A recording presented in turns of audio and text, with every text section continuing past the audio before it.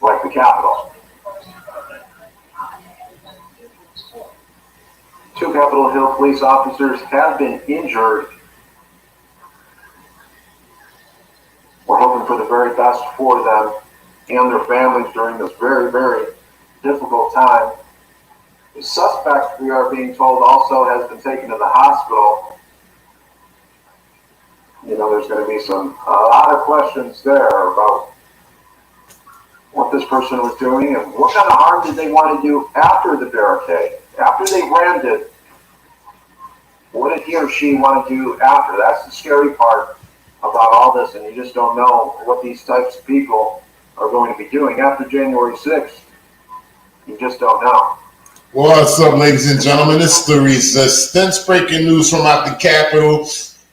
A vehicle rammed into 2 Capitol vehicles, police Capitol vehicles.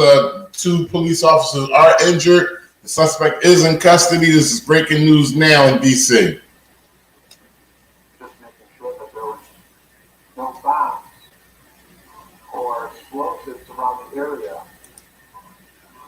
If you remember back in January 6th, they did find explosives at certain sites in D.C. at the DNC and RNC. So full investigation will be happening, and we continue to watch all this unfold live here on News Now from Fox. When breaking news this happened, we got you covered. This is all live, raw, and unfiltered. You can see the camera shots that we have here. Just joining us, everybody, a suspect is in custody after slamming their car into a barricade on the Senate side of Capitol Hill. Two officers have been hurt.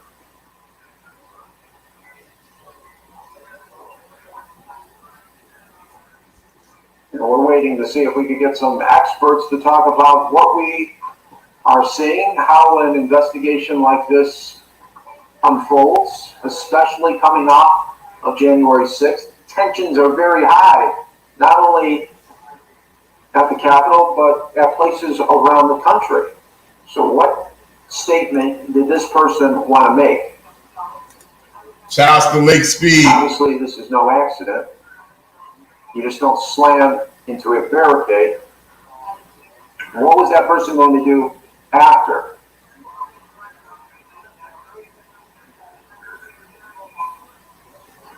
So they're trying to figure out what the intentions was of the perpetrator who's trying to ram some barricades around the White House.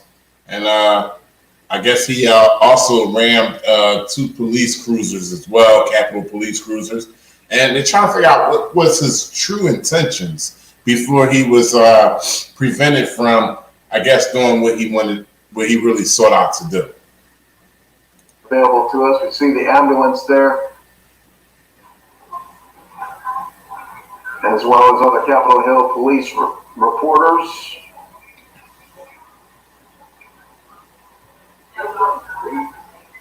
And look at that shot, that right there. Another shot that we have right here from our Fox News camera. This really showing you the scene. You see there in the background, there's the car. Well, it's a moving camera, obviously all live right now. But we are continuing to do our best to get all the details that are coming in. Obviously, a fluid situation. Things can change on a dime when in the room we are in these breaking news alerts. But here's what we know right now. Two officers are hurt. Suspect is hurt as well. They've all been taken to the hospital. That's the vehicle right there, y'all. Within the last 30 minutes. You never know what you're going to get. All this has just unfolded in the past 30 minutes. Before we get any further into this stream, I just want to send some shout outs to everybody out there. Shout outs to Becky Yell, News Nebraska, FUCK-DSS, what up, bro? Jane Jessica, how you doing? Juxie, Mike Ramirez, Epic Cop Watch Transparency Canada, what's going on? 357 Sig Beast 900, my man. What's going on with y'all? I appreciate y'all. LT man, thanks for coming, bro. Joe Ramirez, what's going on? Got Joe Ramirez in the house. Mike D, appreciate y'all. Okay, the police state's going up. You can see that happening. The good thing is, it looks like, just judging the way that the police are acting right now, Private 9. There are no other threats that they are seeing at this time. Mike D, my man, appreciate you. The body language wouldn't be like this right now, where it's more calm. You're trying to assess the situation at hand. But here's a picture from a little bit farther away, but you can still see the ambulance there in the background. We got this other shot available to us as well, with the Capitol in the background. And you can see now police have blocked off many roads. So at this point, I'm waiting to see if they're going to show the footage of the perpetrator attempting to drive into the barricades of that was, outside the perimeter of the White House. And even if they had footage of him driving into those cruisers, that's what I'm waiting on now. They have everything pretty much solid. Everything is pretty much secure now. Suspect is in custody. All 3 people, 2 police officers and suspect is at the hospital. Because that's one thing that you always fear during these things, that a situation can happen, a car goes to a barricade, a crash. Shout out to Tony Akamai. Tony Akamai, what's going on, bro? And then a bomb would go off. And then affecting a lot more. American Amy. That could happen always during these situations. Another great shot that we have available to us right here as well. Members of the military taking guard as well.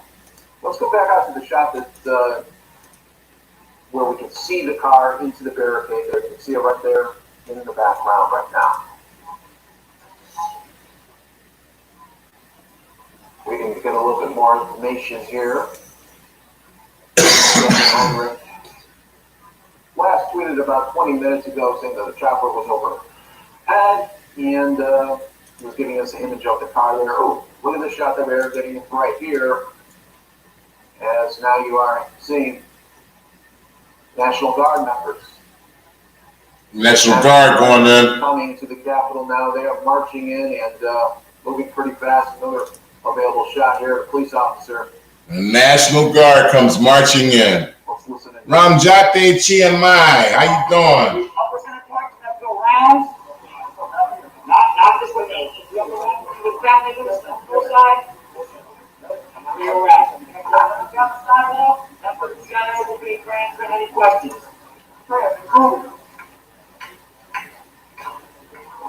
You ever there with a beer minute? You don't have to leave.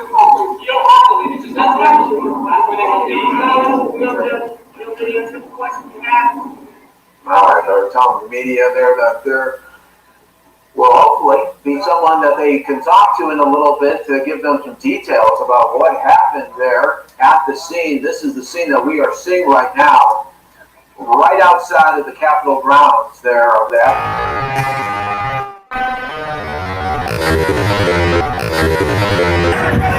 Hit the lights! Right now, National Guard members continuing to march by the Capitol, and unfortunately, these are images that we have seen too often coming off of January 6th. President Biden. It's a very psychological thing that's happening here.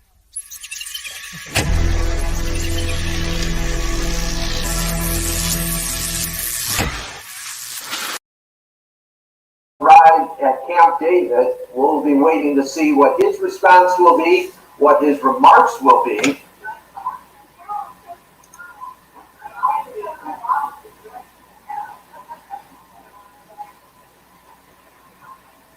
At this time, I have no idea about the suspect. You're just joining us here on News Now. The only information that I have on the suspect right now is that he is in custody and at the hospital along with the 2 officers that he injured. Anybody got some more information on it? Drop me some information in the comments. I'll navigate through Google or whatever to try to get more information up. This person obviously wanted to make some sort of statement by slamming their car into the barricade, and now we're getting a huge police response, National Guard as well, all in DC the mix police. here.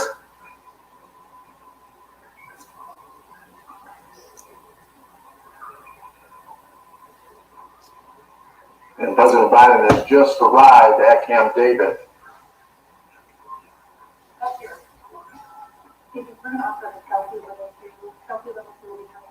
National Guard members. We have a roving camera right now. Take a look at this. 2 officers are injured.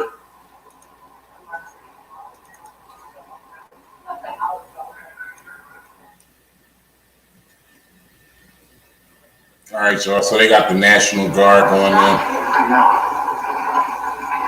I guess they're trying to make sure that the whole area is secured. All right, no good audio really coming from that, so we will sometimes photographers just don't know that they're always on, so we just want to mute that. Oh, here's another shot. This is a really telling shot right now. National Guard members continuing to make their way to the Capitol to protect it at this moment.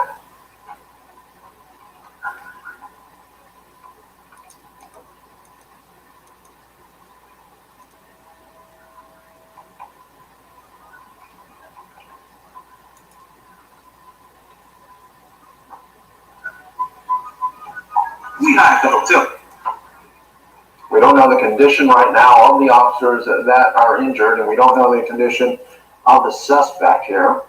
We're hoping for the very best for the officers there. High rate of speed hitting the barricade and the officers.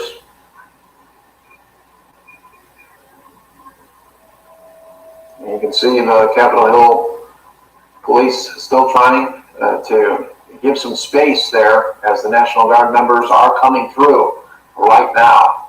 This is going to be a shot that we will be seeing a lot of today as they are marching into the Capitol there, onto the grounds to protect it.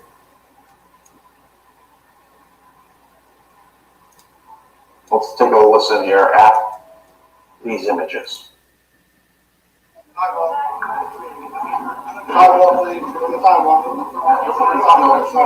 Shout out to Big Rooster, Jen Doe, LG, Steven Tunis.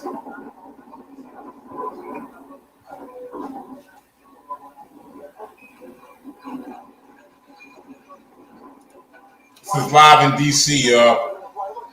Suspect tried to ram the barricades. A bunch of media has located on the perimeter of the White House. The Hill grounds.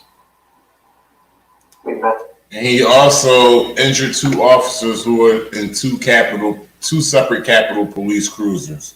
This is in DC. This is live. Breaking news from the resistance. We don't know why this suspect decided to use their car as a weapon.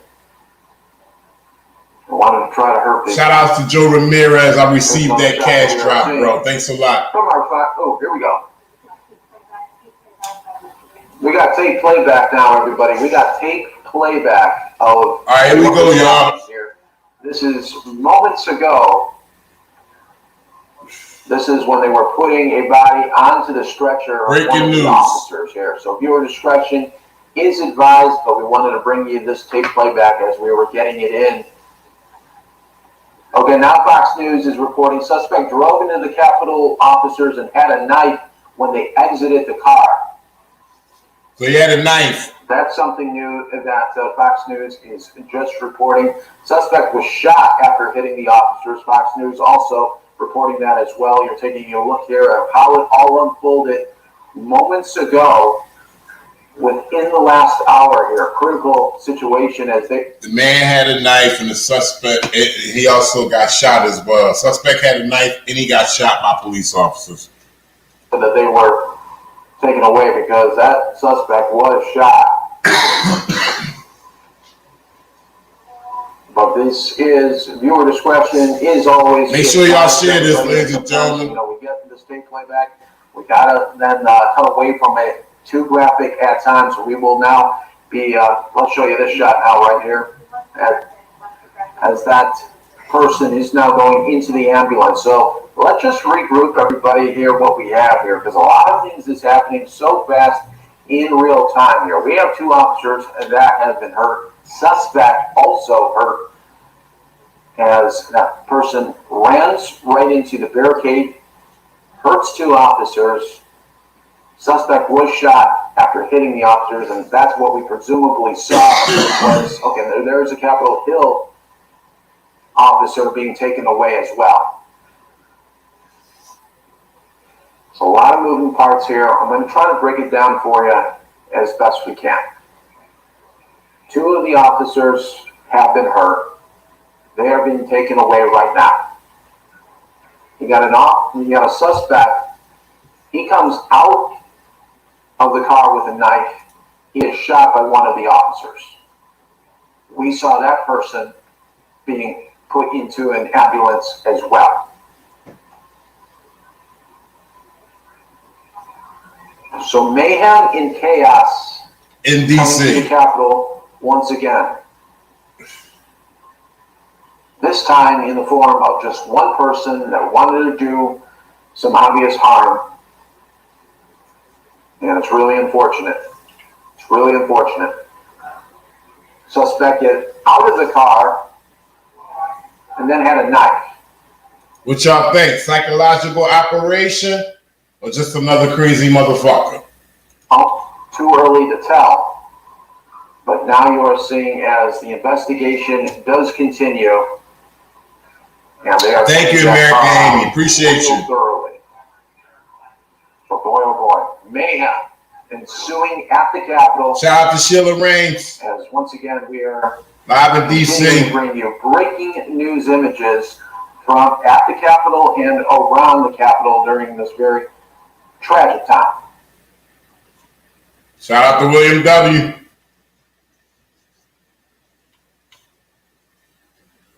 All right, they just took the volume out. So yeah, that's what's going on. Situation in DC. Of course, you know, ever since the events that took place in what's that, January 6th, you know, when they stormed the White House and everything, they still been on, you know, heavy alert of, you know, since that situation. So now we got a guy out in this vehicle right here with the trunk open, the blue vehicle. He decided to come to the White House and he wanted to ram the barricades. And he also injured 2 officers who were driving separately in 2 Capitol Police vehicles, cruisers. And they're in the hospital. The man had a knife coming out the car. They shot him. He's in the hospital and also in custody. So let's see if this sound came back down.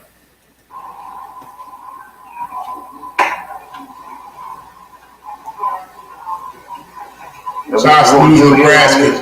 Will be Frank Barber. Live feeds that are coming in into our newsroom right here, controlling it all right up here. We have different shots available to us that we can just go to as they are coming in. We're working to get you guys some interviews as well to provide some context of what is happening as well. But we have 3 or 4 different shots that we will just be rotating through, waiting on some more information. Suspect drove in, officers had a knife. Shout out to Crystal Clear Audits. Unfortunately, do some other sort of damage. Supposedly free. What's going on? Shot by police. We don't know the status right now of that suspect. We also have a. What y'all think? Psychological operation or crazy motherfucker? Let me see it in the comments. We see Jackie talking. We're going to go to Jackie. So as soon as I see Shout out Jackie, to Judson. we also have Hillary Bond shot available to us inside of the Capitol Rotunda right now. She's getting ready for another live shot. When I see Hillary Bond going, I'm going to go to her. And we have all these other shots available to us as well. So we'll be National Guard all over the place. As they are happening. You're watching News Now for Fox. You never know what's going to happen. That's why we always encourage you to keep watching.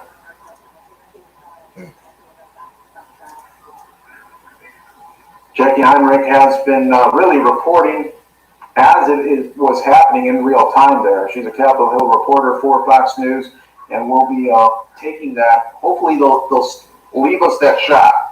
Hopefully they'll leave us the shot, and then we can just take her report as it's happening.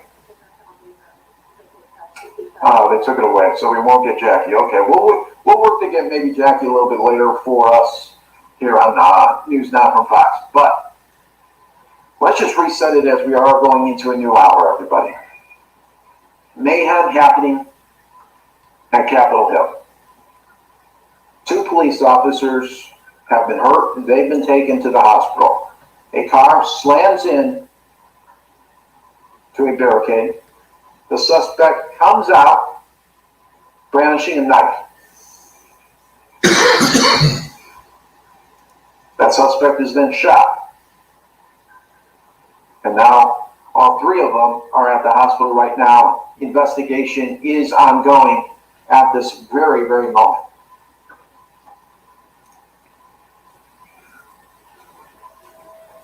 And now we are going to be getting some context like we were hoping that we could, and we're going to be bringing this a live interview for you in just moments. We are going to be talking to a law enforcement expert to kind of give us what we are seeing and what happens after a tragic situation like this. How does it all unfold? What happens next? What's going to be happening in the coming hours there at Capitol, especially since everything that we've seen since January 6th.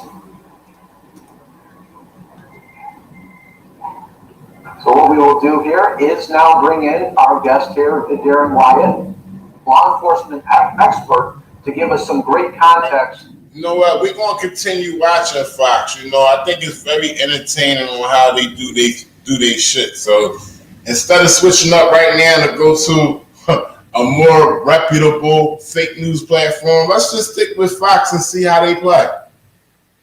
We are seeing and how the investigation will play a major role now.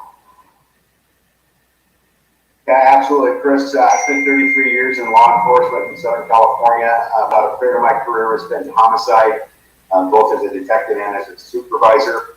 And then I also worked on our major incident review team, which was a sergeant's position that investigated officer-involved shootings and critical events involving police officers. From what I understand here is we may have 2 separate events. One was a shooting of 2 people in the general area of the U.S. Capitol, which prompted the initial lockdown. Following that, the vehicle ramming into the 2 Capitol police officers, and which resulted in an officer-involved shooting, with that suspect being transported to the hospital in critical condition, and then 2 of the officers being transported, one by emergency personnel and one by other police officers. The shot that you saw a minute ago was an investigators arriving at the scene. There's probably going to be multiple investigations going on through this event. One with the officer-involved shooting, investigating the criminal culpability of the officers. The other one investigating the criminal culpability of the suspect so that a prosecution can occur should he survive. And then the concurrent investigation of the original incident of the shooting, which may or may not have been related. What's interesting to me right now is that the shots that we're seeing are with all these officers in their tactical gear. They're actually there with shields, which is usually something you would see in a riot control situation. I haven't seen the surrounding area yet to know if there's any protests that are developing, as we see very frequently in today's day and age with officer-involved shootings. But they're there to prevent anyone else from getting onto the Capitol grounds and to resist intrusion. Yeah, and Darren, can you also just explain as well, that when we see stuff like this is not like the movies or TV, when something like this happens, it happens super fast, and law enforcement has to act so rapidly. Yeah, and sometimes these decisions as to whether or not to use deadly force, well, in milliseconds. The officer presented with a threat, even a knife. People don't realize how quickly a person can mount an attack with an edged weapon. It used to be, they called it the 21-foot rule, that they thought that if a person advanced within 21 feet with an edged weapon, the officer would Green Knight 7777 protect himself or herself against that attack. In recent years, they've actually expanded that out to about 33 feet. So anyone who gets within that distance, that 33 feet distance with an edged weapon is considered a threat and deadly force would be used. But again, yes, those decisions are made very, very quickly.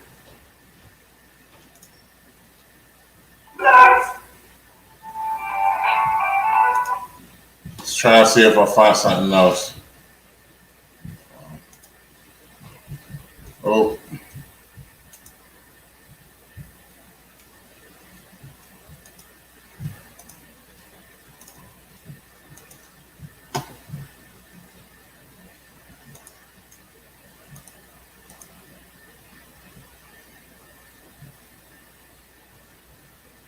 And this is the only thing I can find covering it right now. So you're telling me Fox is the only one covering it? Let me go to Facebook real quick. Give me a second, y'all. While I play this, while I'm playing this, I'm looking for other sources. With us. And Darren, can you also just talk about coming off of January 6th? I mean, security was at an all-time high at the Capitol, and is that why we are seeing National Guard just come so fast to the Capitol? Absolutely. I think that there's still a constant state of readiness there. I heard information from federal law enforcement officials that I'm friends with that there have been rumors of ongoing threats of attacks against the Capitol from extremist groups, etc. So they've maintained this constant state of readiness, not only with the Capitol Police, but with the National Guard and with the Metropolitan Police Department in DC as well. And what are going to be the next moments here? Obviously, there are going to be, I mean, there's so many cameras now in DC. Do you think like law enforcement is already looking at those cameras and seeing what they could see as it was happening?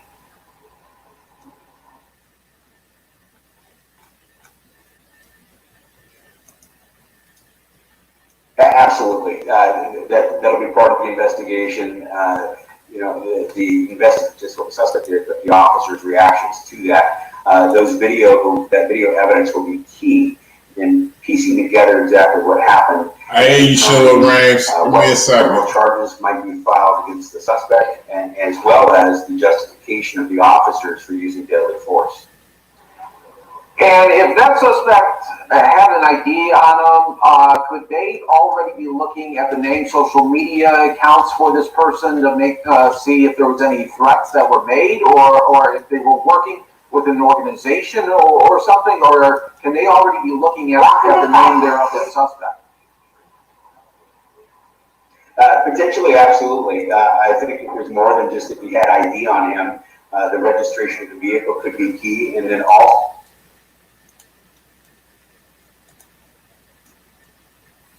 in the last few months, but really since the coronavirus pandemic, since some of the protests over racial justice that we've seen over the last few months here in the nation's capital, you have a huge fence around the White House as well. That has stayed in place and they haven't removed that. But the fencing even that protects the White House itself, 1600 Pennsylvania Avenue, is something that's been increased because you did have a situation where NBC News, shout outs to Sheila Rames.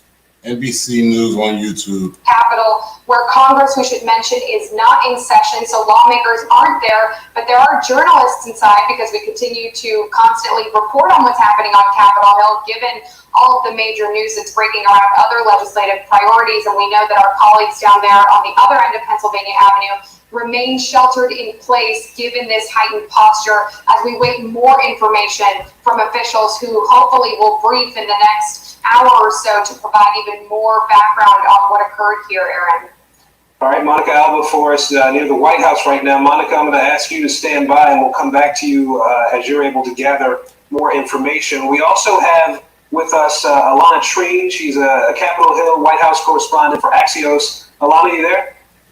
I'm here, yes. Let me ask you, I saw one of our live pictures here. We just saw, it looks like a soldier. Maybe some National Guard folks. We know they were close by, who appear to be in riot gear, from what I could see, with the shield and the helmet with the mask pulled down in front of it. What are you seeing from your vantage point? There were reports about helicopters in the area as well. What can you tell us? Well, Aaron, I am not in the Capitol right now, as you can probably see, but I was there this morning, and I think just something to note is, and Monica did a great job describing this, but the lessened security presence. Just in the past several weeks, I was at the Capitol on January 6th during the insurrection, and then have essentially been there every day since. This extremely heightened security presence with. Hey, I just got to pause this real quick for y'all, just to let y'all know what's going on. I'm going to take a pause real quick, but still had this plan.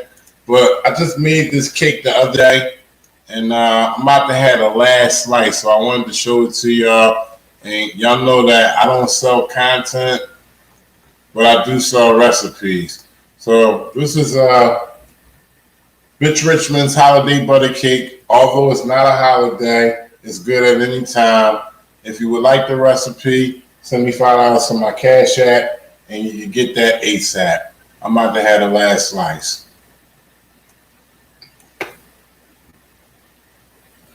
The scene does seem contained now that they have an officer had shot the person who was driving, as well as the other two officers who seem to be injured were taken to the hospital.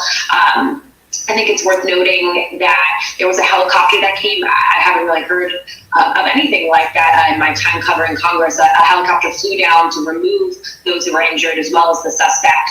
And we still don't know what the motive is. I think we're waiting to hear what motivated this person, who they were, why they drove in to the barricade this afternoon, and so I think we're all waiting to hear more from U.S. Capitol Police, and they're starting to kind of give out more information now to reporters like myself, and we're standing by to hear what new developments there might be. All right, Alana, I'll ask you to stick with us, give you an opportunity to check for more information that may be coming your way as we look at some of the live pictures coming from Capitol Hill right now. I believe this is a helicopter shot from our affiliate there in Washington, WRC. Obviously, Washington is a no-fly zone, so the helicopter is far outside the district itself, zooming into the Capitol complex and showing us several of the buildings that are that are part of that complex, buildings that would be under that lockdown along with the Capitol itself. Alana mentioned the helicopter possibly having come in. That likely would have been a U.S. Park Police helicopter. They have a launch pad. U.S. Park Police have a launch pad just a couple of miles away from the Capitol building itself, across the Anacostia River. I lived in Washington for many years, and in the Navy Yard area, which is just a couple of blocks away from the Capitol complex. And so that helicopter, I've seen it. I've been to their launch pad. They would have been able to dispatch a chopper very quickly when there was a shooting at the Navy Yard several years ago. It's a very psychological thing that's happening here.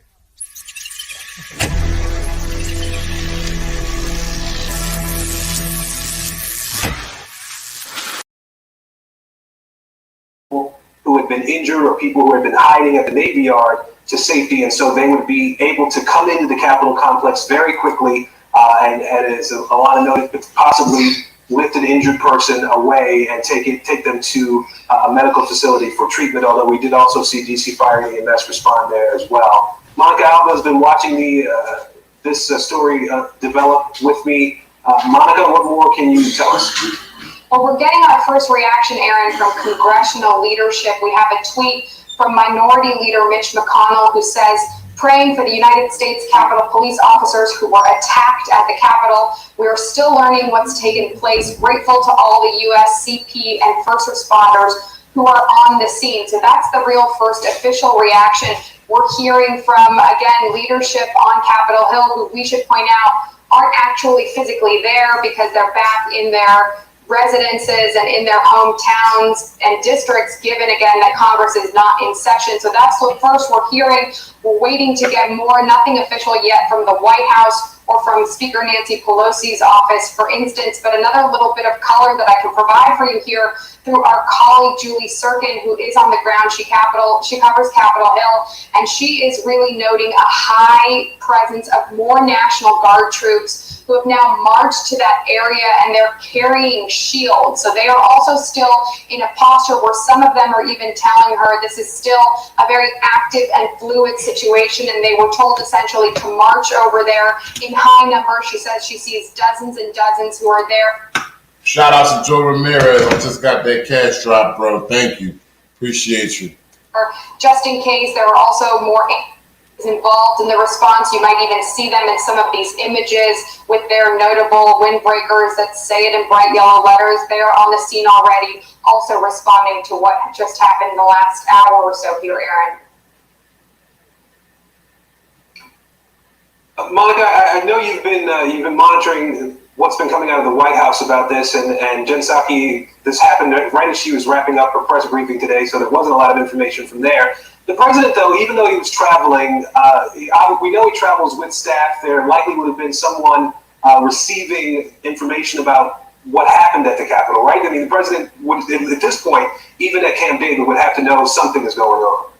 Absolutely, and I can tell you actually exactly who the president and first lady are traveling with. That's typically something the White House would release anyway on any given movement. They let us know which group of personal aides and other support staff are accompanying him. And on something like this, even though it's a holiday weekend, he's the president of the United States, he's always going to have aides around him who can bring him up to speed on national security issues, domestically and internationally. So, of course, their concern is the president and, you know, what's his dealings are today and how near or far away he is. And, of course, the president's well-being is a major concern right now, and as it should be.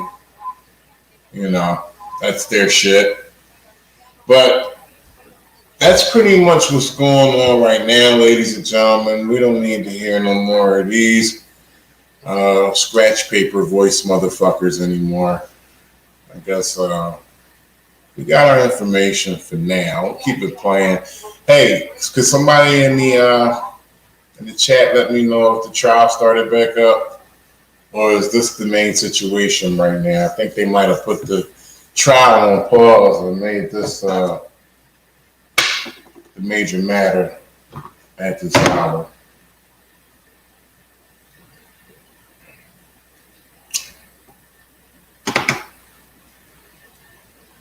And they can brief him, and then they can make decisions about what would happen next. I think it is notable, like with any of these very fast-moving law enforcement situations, Aaron, they're taking their time, at least from this perspective, to try to gather more information, learn more before issuing any kind of statement. But I think also the fact that this overarching reaction from the minority leader, Mitch McConnell, seems to be the Capitol Police, it's clear, were attacked. They felt attacked. Their own officers were injured, we have been able to confirm. And if you really think about everything that this force has gone through over the last nearly 3 months, that is very significant and can't be ignored here given the backdrop of the January 6th attacks. But we also know New developments in the case of Tuesday calling on Lori Vallow and her husband Chad Daybell. Similar 9/11 style commission report into the security failures. And again, we know that they felt confident enough to remove the very recover human remains from Chad Daybell's residence. This is the fencing that clearly they must have felt search for killers.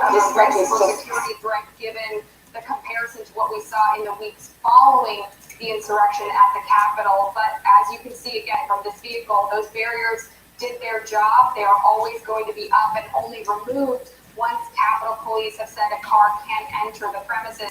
And again, this one was actually 2 full barriers away. But that fencing that you see there is what is likely to remain in place for a long time. Shout out to Chuck Bronson. Given January 6th and what we are seeing here today, Aaron. All right, Monica, hang with us here. I want to stop down for a bit here and just sort of reset a little bit for you. First, the picture, the larger picture you're seeing on your screen here is just outside the fencing, the barricading that was put up around the beginning of this year, the January 6th riots that we saw there. A large law enforcement presence here. It looks like there's some leadership from U.S. Capitol Police, at least, and so we expect that we could be getting a statement, some sort of a briefing from leadership there with Capitol Police at any moment now. We're going to try to make sure we can bring that to you if it happens. At this point, the only official statement that we've seen from U.S. Capitol Police is the tweet that they put out a little less than an hour ago, saying that they were responding to the North Barricade vehicle access point on Constitution Avenue for reports of someone having rammed a vehicle into two Capitol Police officers. They said then in that statement that a suspect was in custody, that the officers had been injured, and that all three of them, the two officers and the suspect, had been taken to the hospital. So that was the official statement. The only official statement we've gotten from U.S. Capitol Police as the story has been unfolding. Monica Alba, again, watching this with me and trying to gather more information as we go. Monica? Aaron, we're learning more from our colleagues Tom Winter and Jonathan Dienst, who of course covers New York City, and they are reporting that the suspect in the U.S. Capitol attack that we've seen here is dead after being shot by police, citing multiple law enforcement officials who were briefed on the investigation. So again, that's coming from our own NBC News investigations team, that the suspect does appear to be dead. So that is a headline here that of course we could be getting more details on, as you mentioned, once we hear an actual briefing from officials. But we're also learning more from senior law enforcement officials who tell my colleagues that it does appear one of the officers was slashed in the face by this knife-wielding suspect. We know that after this person ran through the barrier, got to that giant white portion and barricade that stopped it, that person did get out of the car, brandished a knife. It seems, obviously, according to this reporting citing a law enforcement official, got close enough to attack one of the officers and slash them in the face, according to Jonathan Dienst. And that person, the officer, has been transported to the hospital, and we know there are several who are injured. It wasn't just this one person. So that is the latest. All of this is very fast moving and breaking at this moment, but we are getting just more and more information trickling in here, Aaron. So that's the latest. All right, Monica, thank you for that. And I can't help but to note that this is, in my memory, the second time that, as we believe someone's died here, the second time that U.S. Capitol Police have been put in a position where they've had to engage with someone who tried to breach the security apparatus that surrounds the U.S. Capitol, and that person has been shot and died. In 2013, there was another incident where a car approached the U.S. Capitol, refused some of the orders to stop, and then slammed into a barricade before the woman who was in that car at the time back in 2013, who was then shot and died as a result of having come into the Capitol complex the way that she did. We also have one of our, I believe, producers on the phone with us. Julie Sirkin has been, Julie, you're inside the Capitol? Hey, Aaron, no, I'm actually outside of the Capitol right now. Okay, tell us what you know. You've been reporting out on this quite a bit over the last hour. What do you know? Yeah, so I'm standing right now about a block from where the incident took place. I actually watched as around 3 dozen National Guard troops march towards me with shields, fully armed. They have all equipment on them right now to kind of guard this barricade, and they close, of course, all the entrances surrounding where the scene took place. I'm still seeing ambulance, but really heavy presence of police cars a few blocks down. Just to give you a perspective of my location, I am adjacent to the Supreme Court and by the Senate office building, because that's where the incident, of course, took place. And as you mentioned earlier, the fourth Congress is not in session right now. The senators and House members are not in the building. So when this breach happened, there was no one from government inside the building. But right now outside, it's a really chaotic scene. And they're not. There you go. He's dead. They killed him. They killed the man. They don't play on them on the White House grounds. They knocking you off. 3 months out from January 6th when that insurrection happened. But again, this incident happening, our colleagues reported this appears to be a lone wolf, and the suspect was reportedly shot. It's a chaotic scene out here. The press aren't being allowed in. We're sort of standing on the outside. Shouts to Kurt Volkwartson. MCW Joker, what up, bro? Mexican Righteous. Getting everything together. I watched as National Guard troops came out of the various office buildings to take their posts. They're fully armed. And it appears to be a pretty chaotic situation right now as things are unfolding, and they're trying to secure the perimeter here, Aaron. So, Julie, does it seem to you as though you mentioned the National Guard troops, does it seem as though they were already nearby with their gear, or that they were brought in to and I know the DC Armory, the National Guard Armory, is only 2 or 3 miles away from the Capitol complex, but Were they already in that area and then immediately moved to those posts, or do you think they were brought in? So that's a good question. Of course, there were some National Guard troops remaining. Obviously, nowhere near the levels they have been after the attack, but they did lessen the Guard presence in the last few weeks. And I watched, like I said, them coming out of the office building. Them coming out of the office buildings, actually going to the scenes, and I cover Congress, so I see the troops here every single day. They're not as nearly as present as they were, but I think that these troops that are here right now. Shout out to William W. that corrected me on the difference between the White House and Capitol. Totally correct. It's all the same shit to me. White House, Capitol. I really don't give a fuck about it because they don't give a fuck about me. But totally correct. Shout out to William W. It's the Capitol. I watched them march from the scene where the ambulances and police cars still are right now. And Julie, what's their posture? We saw in some of our live pictures that they were wearing their what looked like riot gear. They had shields, they had helmets that were with masks pulled down. Have they taken on a defensive posture as though they're blocking something, maybe anticipating something, or are they just sort of there just in case?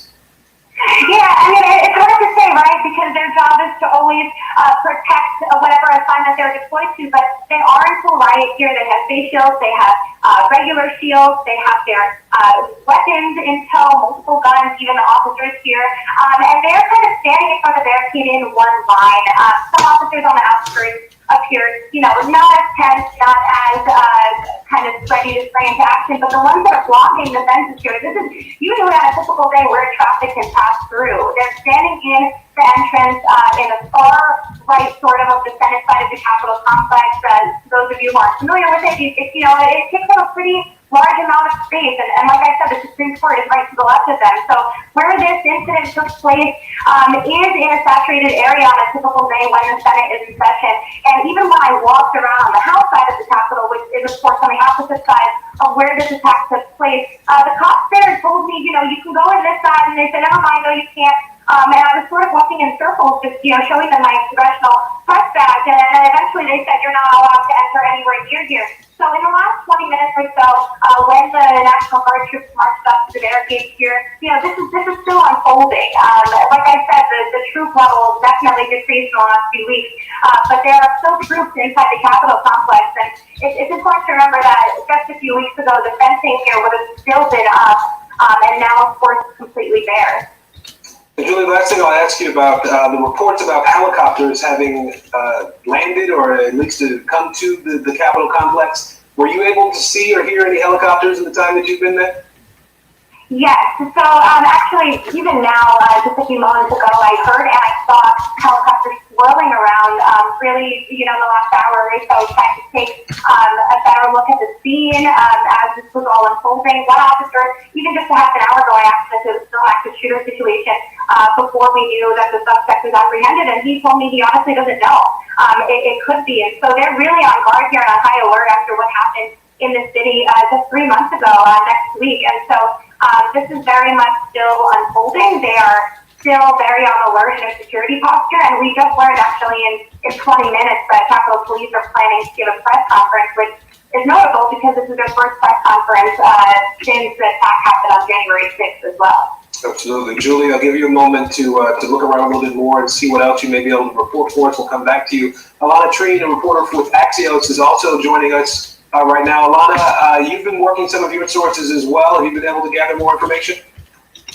I have, yes. I think the thing that is raising a lot of eyebrows now is that U.S. Capitol Police, as Julie said, is going to be holding a briefing now around 2:45 p.m. is what they're aiming for. And this is a big deal.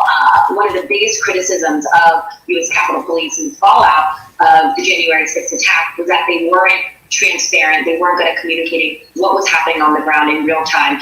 They didn't hold a briefing, and it's something we've seen now. Shout out to Mac Tribe, Oregon. January 6th insurrection that they've been criticized for, and so looks like they're starting to learn some of their mistakes and writing it now, this time following today's attack. We're still trying to hear more. I know that there's been some reporting about the condition of the driver. I've heard from some of my sources, and some of my security sources on the Hill that he does seem that when he was shot, he's now dead. I think we're still waiting for confirmation from U.S. Capitol Police on that. But that is something that more and more some of my sources and other networks I see are reporting. I think we'll hear more about that at the 2:45 briefing. And I would just note that this is, this is something that is not common at the Capitol, but we've seen this, some really scary events happen in the last few months. Following January 6th, and it's been a lot on U.S. Capitol Police and these National Guardsmen. And I think it'll be interesting, some questions I'm already hearing from different aides and top aides to different lawmakers is whether some of the fencing that was taken down in recent weeks will be put back up, whether President Biden will continue to move forward with his plans to hold a joint address in front of Congress. So that's supposed to be coming in the next several weeks, closer to the 100-day mark, which is rapidly approaching on April 30th. No word yet whether this changes those plans. And also, what kind of security will remain now, given what's happened. I think a lot of people who are on the Hill, like Julie, who was just on the program, are still on lockdown. People are not being able to enter. Shout out to Huey Freeman. Complex. I imagine that will continue for the next. Mike Jones, what up, bro? Hopefully, people are able to move around shortly. But again, it does seem contained, and we should be hearing from U.S. Capitol Police soon. All right, Alana from Axios Force. Alana, thank you very much. And we'll note, too, as we approach 2:30 here on the East Coast, that we do anticipate a news conference from the U.S. Capitol Police around 2:45 this afternoon, 2:45 Eastern Time. We'll, of course, be monitoring for that, and we'll bring it to you as it happens. Tom Victor, our correspondent for investigations, has been gathering information about what's happened here at the Capitol. Tom, you there? Yes, I've got you, Aaron. So a couple of things that we're working on and we're learning about at this point. That vehicle that's crashed up against the barricade, the initial indications that we had heard or were suspected, I should say, is that the Capitol Police officers that were injured as a result of this incident were injured because they were rammed by the car. That appears that it may not be the case. In fact, the suspect, who we now understand, multiple law enforcement officials telling myself and my colleagues, Jonathan Deans and Pete Williams, that the suspect is deceased after being shot by police. But apparently, when that suspect exited that blue vehicle, tried to or may in fact have stabbed the Capitol Police officers, or at least one of them. And that's what may have led to their serious injuries. And then, of course, the suspect was shot by police and has now, we are told, died as a result of those injuries. Now, we don't know yet where this vehicle came from. That's what we waiting for, Mike Jones. That's what we waiting for now, to see if they're going to show some footage. We done heard and seen everything else. That information confirmed when we do. We're trying to see if they're going to show some footage. And information from the scene is that this was some sort of a criminal incident or attack, that this person tried to get through that barricade, crashed into it, exited the vehicle with a knife, and may have in fact stabbed one or more Capitol Police officers before being shot themselves. We're told the person is a male. Not going to share. Shout out to Violence of Action. Try to confirm that male suspect was shot, taken to the hospital, and has now died as a result of those injuries. As far as a motive, as you might imagine, it is far too soon to know that at this point. The suspect would know what their motives were or are, and that suspect is now dead. So that's going to make things a little bit more complicated. You can be assured in this day and age, with license plate readers and the information that law enforcement has at its fingertips, that who owns that car and any sort of registration information, that would be known to them already. But as we've seen in other incidents, that doesn't necessarily mean that person is the person who was involved in the incident. The vehicle could be stolen, it could be a rental car. So we are just being extra cautious on that information, as law enforcement is being extra cautious to make sure they know who they're dealing with here. And that's the latest on this investigation so far. And obviously we'll continue to get you some more information as we get it. Tom, in some of our earlier coverage, Pete Williams indicated that one of the officers who was injured may be in critical condition. What update do you have about the injuries that the officers in this incident sustained? Yeah, Pete's a little bit more dialed in because of being in Washington, D.C., and because it's Pete, to that specific part of it. So yes, it does sound like one of those officers is in critical condition. Obviously, a number of police officers injured, one dying as a result of the Capitol attack on January 6th. So this has been a particularly troubling time and trying time for the United States Capitol Police Department. And Tom, you sort of referenced the fact that the law enforcement on the scene here likely already know who the person who was in that car is and have started to check into the vehicle itself. Would that sort of indicate that there are tentacles, the FBI, for example, that are now sort of reaching out into wherever to figure out who this person was, what their motive was, who they know, and trying to get some answers outside of the scene that we're seeing in these live pictures? That's exactly correct. So what would happen typically in an investigation like this, and I'm not saying specific to this case, but typically what happens based on the people that do this type of work that I've spoken with in the past, they would immediately look at the registration of the vehicle. Once they took the suspect, or in the process of taking the suspect to the hospital, they would go into their wallet and try to find some sort of an identification, see if that matches the person in the vehicle. But even then, somebody could come up with a fake identification, could have stolen the vehicle, could be a rental car, and so that information would be a little bit more difficult to get, or you would at least want to confirm it. From there, they would look for a criminal history in their database. Is there anything that they know about that person? Do they have fingerprints already on file? Any sort of criminal information through the FBI's CGIS database? And then from there, you would begin to work backwards and say, okay, if they know who the person is, do they have a social media profile? Did they leave anything behind in the car? Is there anything there that could immediately tell us if there's anybody else who could possibly be involved? Another piece of information that they may want to get is obviously any sort of motive that would be indicated either through the social media posts or through something left behind in the vehicle. Try to speak with those officers as they are trying to be treated, obviously, and see if those officers can say anything about any statements that the suspect gave, if they gave any, in the course of exiting that vehicle. Was there anything that they shouted or said? We've seen that in other incidents and attacks in the past, and it's been incredibly helpful. So those are things that, that's all kind of the initial work that needs to be done here. And you want to, of course, make sure that you're not going to have somebody else involved in a similar type of attack that this person may have been working with, though I suspect we would have seen that already. All right, Tom Winter, bringing us up to speed on how this investigation is likely to be folding out in the first few minutes here. Monica Alba is also with us. She's in Washington, has been watching this unfold and gathering information. Monica, there still appears to be a very large law enforcement presence. We saw some men in uniform, in military uniforms there as well, likely from the DC National Guard. What more can you tell us about what's unfolding at the scene here right now?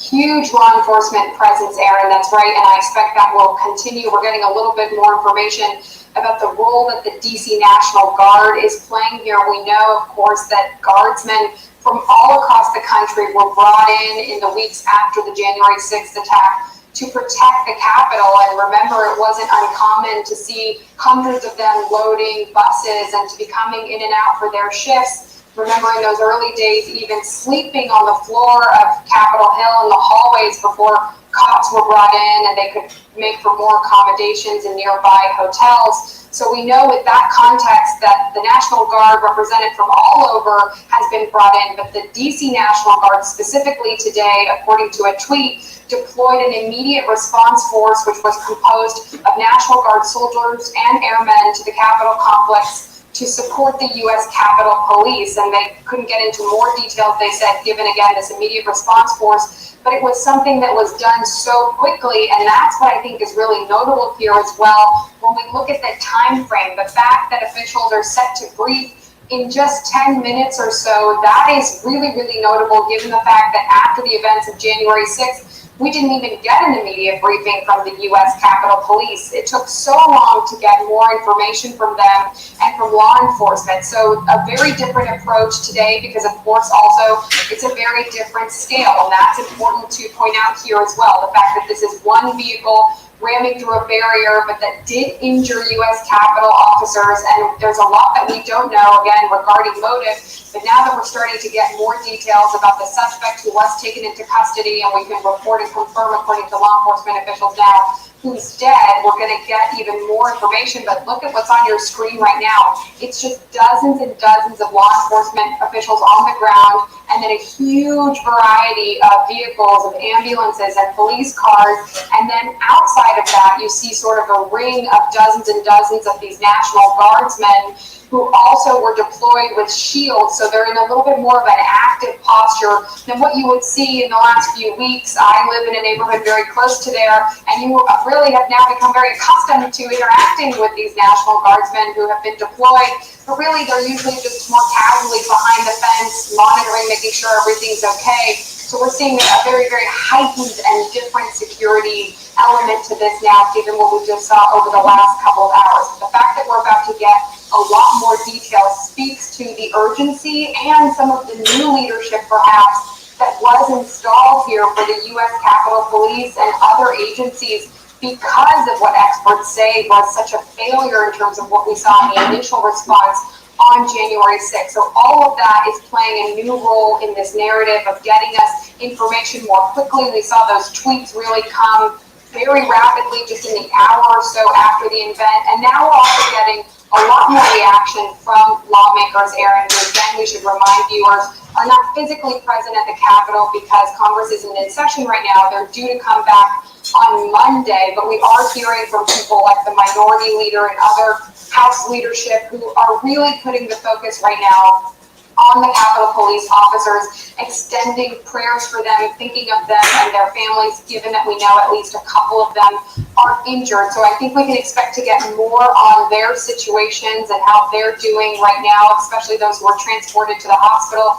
from officials here. And again, the one thing we're also really waiting on that is a little bit unusual given how much time has passed. We don't have any White House reaction at this point. We know that the White House press secretary is in the building behind me. She is still here at work monitoring the situation, even though the president is at Camp David, surrounded by a much smaller group of aides who are ostensibly bringing him up to speed on this. But what's also a little bit unusual and unique to the Camp David presidential retreat, Aaron, is that this is a place where the president travels to, but press do not accompany him, which is one of the only places where that's the case. When the president goes to Delaware for the weekend, for instance, or if you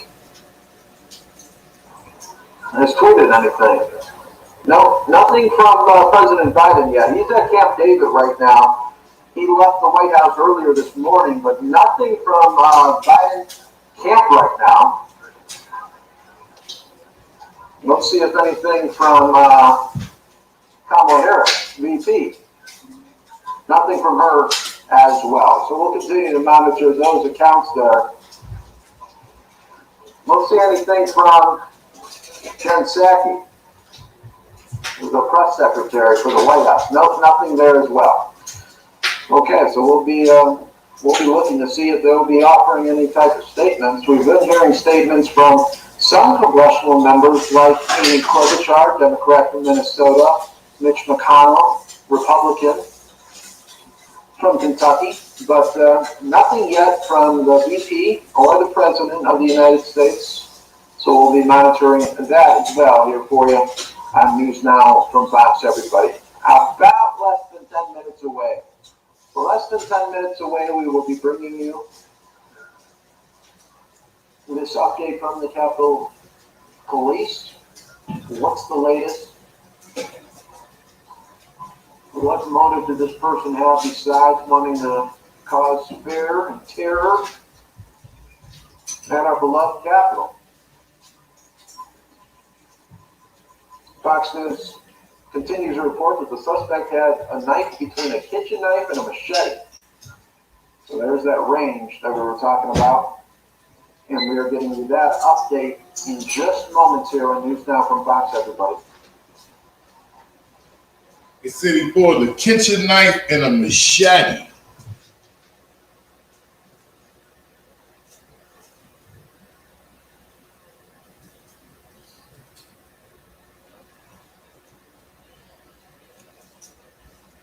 Volume went out. Volume keep going out on Fox News.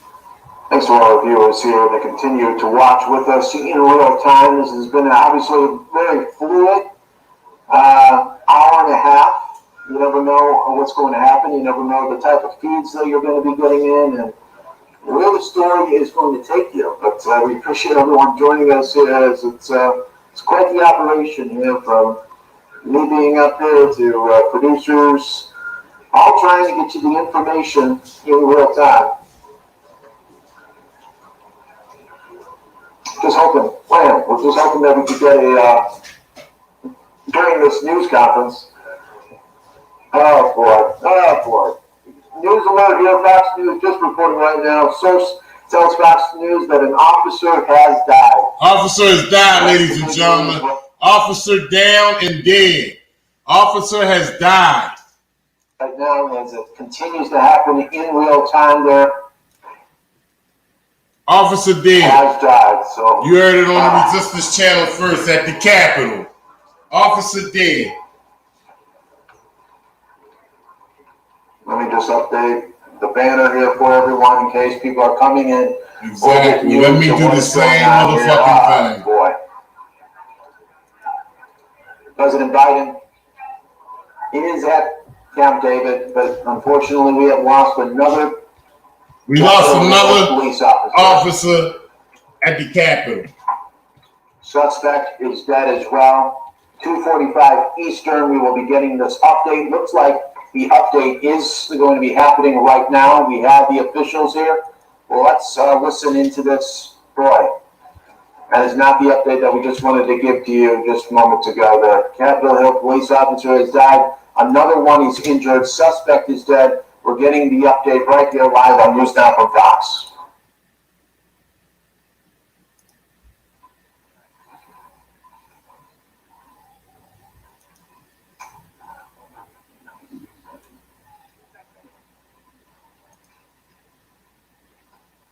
Morning, I'm Tim Barber with the Public Information Office for the U.S. Capitol Police Department. You're going to be hearing from Chief Yogananda Pittman with the Capitol Police, as well as Chief Conti with MPD.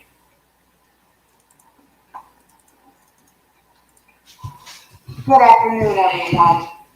My name is Acting Chief Yogananda Pittman for the United States Capitol Police.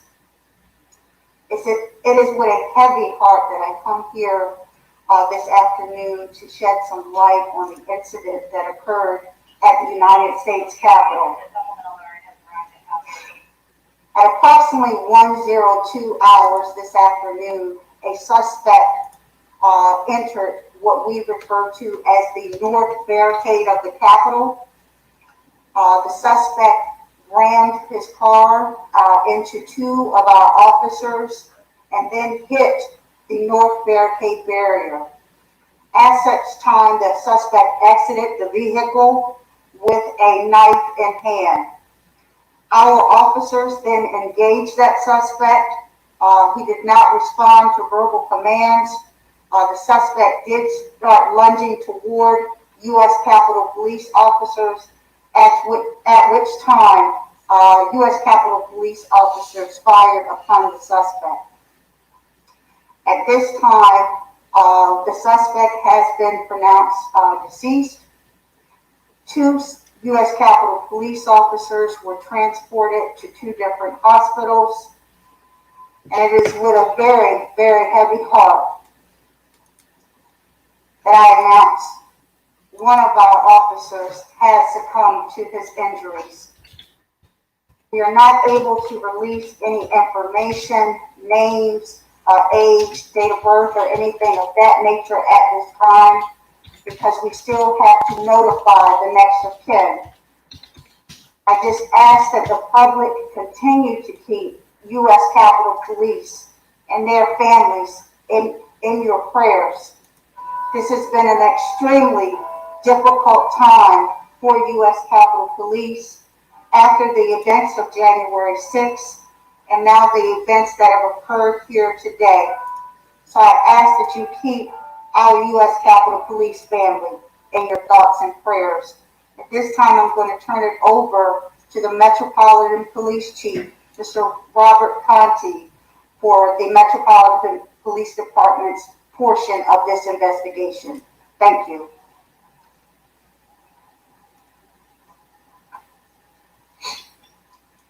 Good afternoon, I'm Robert Conti, Acting Chief of the Metropolitan Police Department. Our members responded to the U.S. Capitol today just after 1 o'clock p.m. To investigate an altar-involved shooting.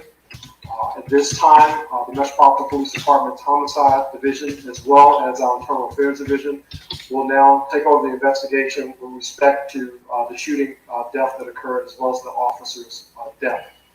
There's not a lot of information that we can release to the public at this time, but we certainly will be working very closely with our partners at the Park Police, at the U.S. Capitol Police.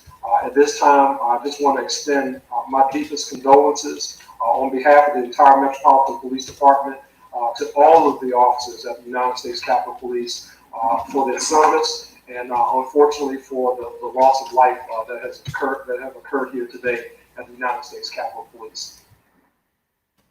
Shout outs to OG Perfect Sense for putting me on to this. At this time, it does not appear to be an ongoing threat. Obviously, we're in the very early stages of our investigation. We need to obviously understand the motivation behind this senseless act. So the Metropolitan Police Department will certainly be doing that.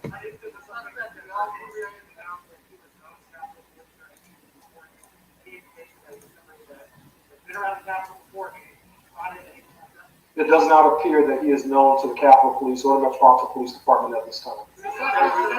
Sir? It does not appear to be terrorism related, but obviously we'll continue to investigate to see if there's some type of nexus along those lines. Yes. I'll refer that to the United States Capitol Police. I would say that at this time, the investigation is still in its preliminary stages, so we don't have that information. And the Capitol Police, as far as its security posture, remains in a steady state at this time. We are very thankful for our National Guard partnership. We do have National Guard on the campus, but the security posture at this time remains the same.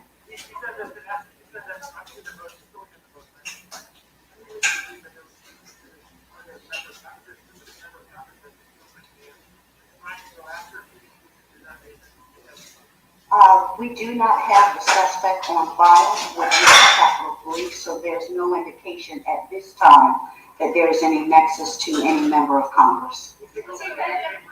Yes, ma'am. We cannot confirm that, but the investigation is ongoing. The suspect did exit the vehicle with a knife in hand, and at that time he started to lunge toward run aggressively toward U.S. Capitol Police Office. No, that part of the investigation is still ongoing. The scene is still being processed by Metropolitan Police Department, so we will have additional information at a later time.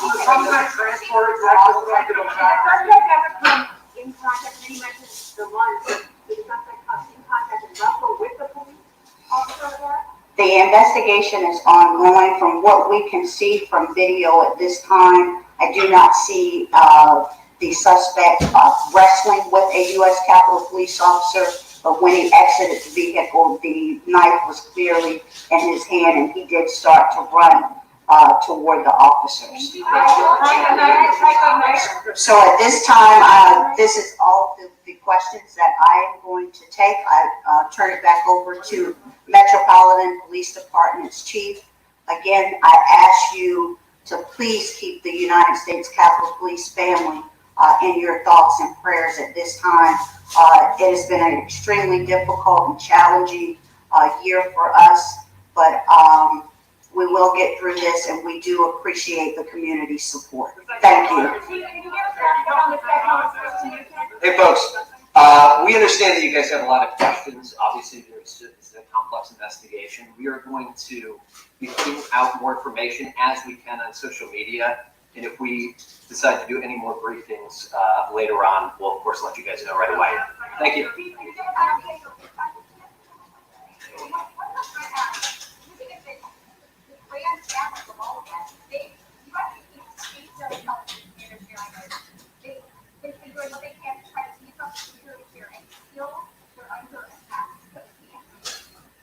Yeah, well, think, just part of our responsibilities and duties as law enforcement officers, we're here to protect and serve community. Clearly, this was someone who was actively trying to just get at, well, whoever or whatever. We just don't know right now. So we have a responsibility to investigate that, to get to the bottom of this, whether the attack was law enforcement or whoever. We have a responsibility to get to the bottom of it. We'll do that. Thank you.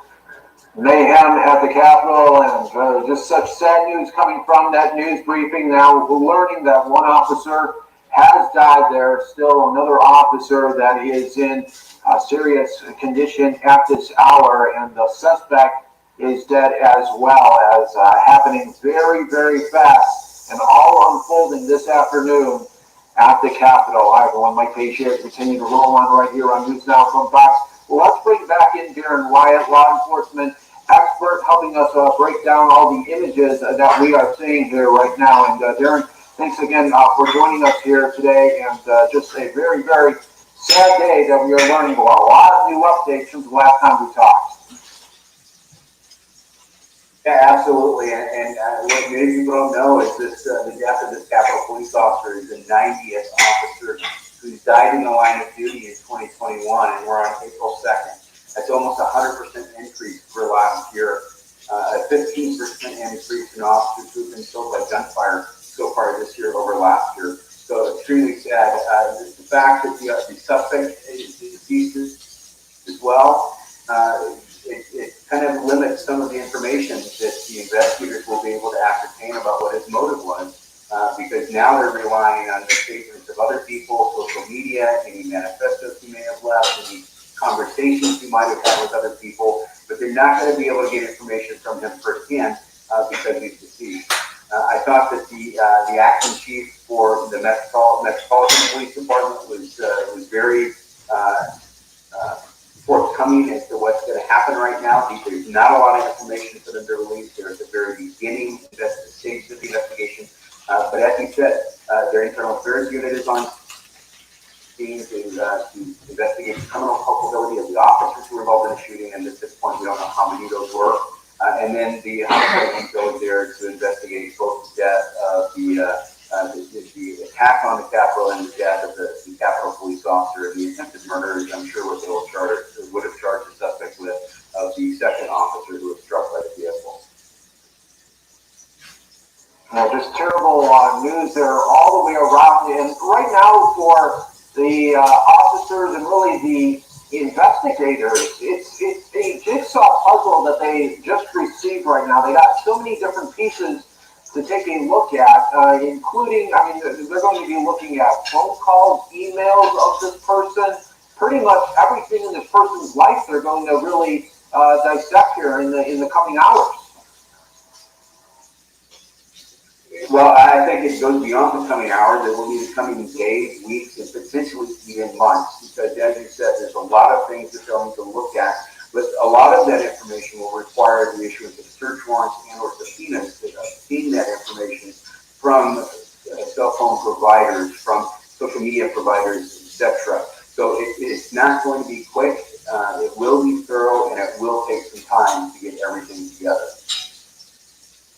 Yes, it really will be, and we're just showing everyone some different shots that we have available to us right now, a different barricade section near the Capitol Hill grounds as well. If you're just joining us here on News Now from Fox, we are featuring this interview with Darren Wyatt, a law enforcement expert, giving us great context of what we are seeing and what is going to be happening in the hours, days, and like we said, months that could happen with this investigation right now. And how hard is it right now that the suspect is dead, like you said, that they obviously won't be getting any statements from that person, now really having to look at it from a different way and try to get the facts in other ways as well?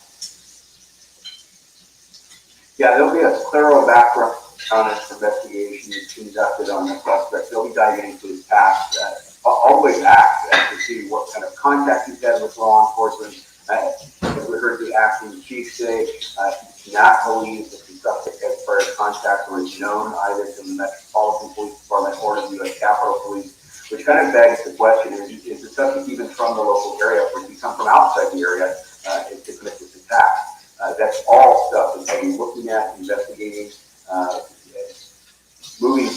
trying to get to the bottom of it. They'll be talking to friends, associates, relatives, co-workers, anybody and everybody who might have some insight as to what is going on in the suspect's mind, what his intentions truly were, and why this happened. We talk about that difficulty, but let's talk about another difficulty here. You have U.S. Capitol Police officers who are out there continuing to do their job, continuing to guard the Capitol, provide for the protection of the dignity of the institution.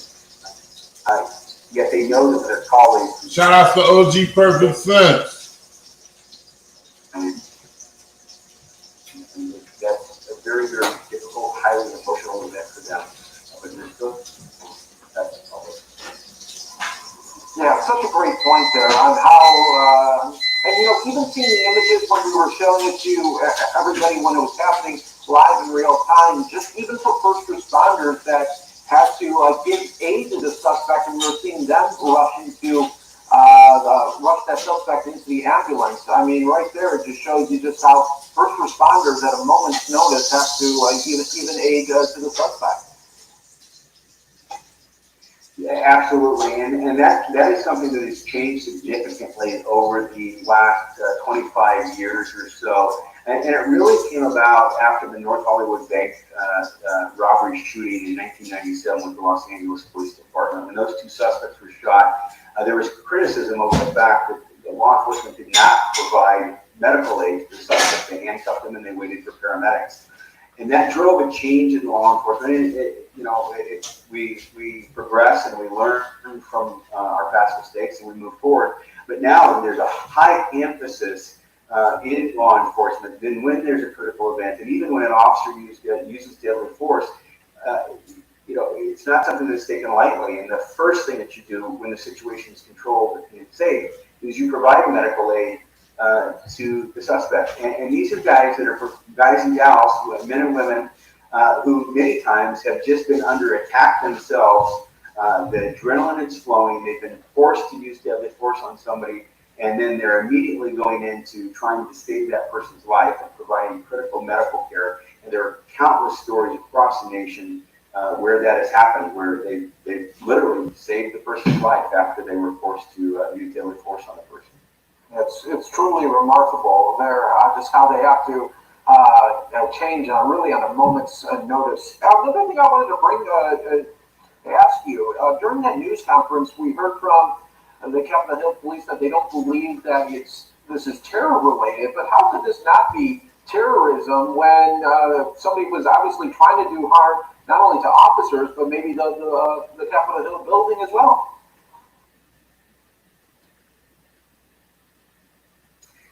Yeah, well, I think it's kind of a fine line. I think when we think of terrorism, many times we think of large-scale terrorism or domestic terrorism, like we saw on January 6th or like we saw on September 11th. So they're probably referring to in that context that it's not terrorism.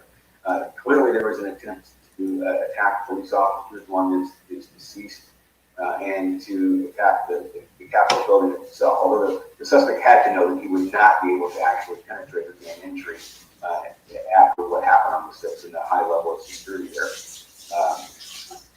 But again, I think that they're still in the very beginning stages of the investigation, and that might change. They might change their statement on that as the investigation progresses and they learn more about the suspect and hopefully what his intentions were. All right, coming up at the top of the hour here, everybody, 3 o'clock out on the East Coast and noon on the West Coast as we continue to talk about this breaking news that happened at Capitol Hill. Once again, it is under lockdown right now. Speaker Pelosi just ordering now the U.S. Capitol flag to be lowered to half. All right, y'all, I'm back. Apologize for all the noise in the background. Of course, I was in the background whipping up something. So, as I always say, I don't sell content. That's not my thing. But I do sell recipes, and this is what I was just putting together. Some sausage, some grits. It's the secret to these grits right here. If y'all want the recipe, it would behoove y'all to get in contact with me to get this recipe. And this is some eggs I whipped up real quick. A little greasy spoon plate, but definitely knock your tongue all the way back. So if y'all want that recipe, $75 my Cash App, and make sure I send that to y'all. It's the resistance. Presumably into the evening hours as well, huh? Oh, absolutely. Yeah, they're going to process the entire scene, and it could be a fairly large crime scene, depending on where the event actually started and whether there was engagement with the subject. Shout out to Renetta Williams, Teddy G, Black Panther. What's up, bro? The officers, they're going to take their time. You know, when you're processing a crime scene, you usually have one bite at the apple. If they miss something or they make the crime scene too small, evidence can be destroyed. It can be contaminated, etc. So they're going to take their time and they're going to process it thoroughly, collect all Shout the out to Judge Dredd. Even though there's not going to be a prosecution because the suspect was deceased, there's still going to be, the investigation is going to proceed as if the suspect is still living, and there would be a potential prosecution. It's just so that everything is thorough, complete, and that they can. Vehicle, this man then exited holding a knife, lunged at the officers, and very interesting to note here, Aaron, this is something that the officials said they have video of. Of course, this is a heavily patrolled area with a big police and law enforcement presence, but they also have plenty of security cameras and perhaps other eyewitnesses who have this on video and that they were able to review. Definitely live. Last update is one officer is dead, one officer is injured, and one suspect is dead. All live at the Capitol. So the other really important headlines here that now officials can confirm, they believe and say this is not terrorism related, that this person, the suspect who died, was not on file with the U.S. Capitol Police, and they don't believe any particular member of Congress was targeted with this attack. They were asked whether there's any other information about the motive, and they said that it is just too soon at this time. They weren't going to be able to give more details, but importantly, of course, this investigation is ongoing, and that is what we do know at this point. Now, I can tell you also that President Biden is at Camp David. He is at the presidential retreat in Maryland. I can confirm he has been briefed on the incident by the aides who traveled with him, and the White House is preparing to release a paper statement in the next hour or so. So we will bring that to you when we know it, Aaron. But really here, I just can't emphasize enough, on this Good Friday, as we just get over the 3 p.m. mark, even as those police officials were briefing, you could hear church bells toll in the background when they offered that very somber and awful update, and really everybody just extending their thoughts and prayers to this fallen U.S. Capitol Police officer and their family. There have only been really a handful of Capitol Police officers who have ever died trying to defend it. And of course, we know that Officer Brian Sicknick was someone who did die in the line of duty around the January 6 attacks. We don't yet know the identity. They haven't given us that information for the officer who lost their life today, Aaron. All right, Monica Alba for us in Washington right now. Monica, thank you for that. It's worth noting that the U.S. Capitol was not occupied in any significant way in terms of large numbers of people who were working in the building. Because it is a holiday weekend, Congress is not in session. There were not many staffers, if any, in the building, the Capitol or the office buildings that surround it today because of the holiday weekend that we are in. I want to bring in NBC News national security analyst Frank Figluzzi, who's been watching some of this unfold as well. Frank, just your initial impressions about what we've learned so far, and what you would be able to tell us about what's happening now. Frankie, there? Well, first, obviously, we've had it. Yeah, I'm here. Obviously, we've had a tragedy with the fatality of a police officer and the subject being killed as well. But this could have been even worse had it not been contained at the barricade situation. What's happening now is a full-blown investigation and intelligence operation. By that, I mean everything possible. 357 Sig Beach 9mm. Cop died. Cop is dead. Why he did this, whether or not he's affiliated with any known domestic or international terrorist group, whether he has a history of mental illness or has purchased weapons or has explosive histories. All of that is being worked on now. Even as we speak, it's likely that search shout out Thomas Jefferson for his residence or place of business, so that his devices can be scrubbed and scoured for any reasons and motivations that can be learned about why he did this and whether there's any continuing threat from others who might be associated with it.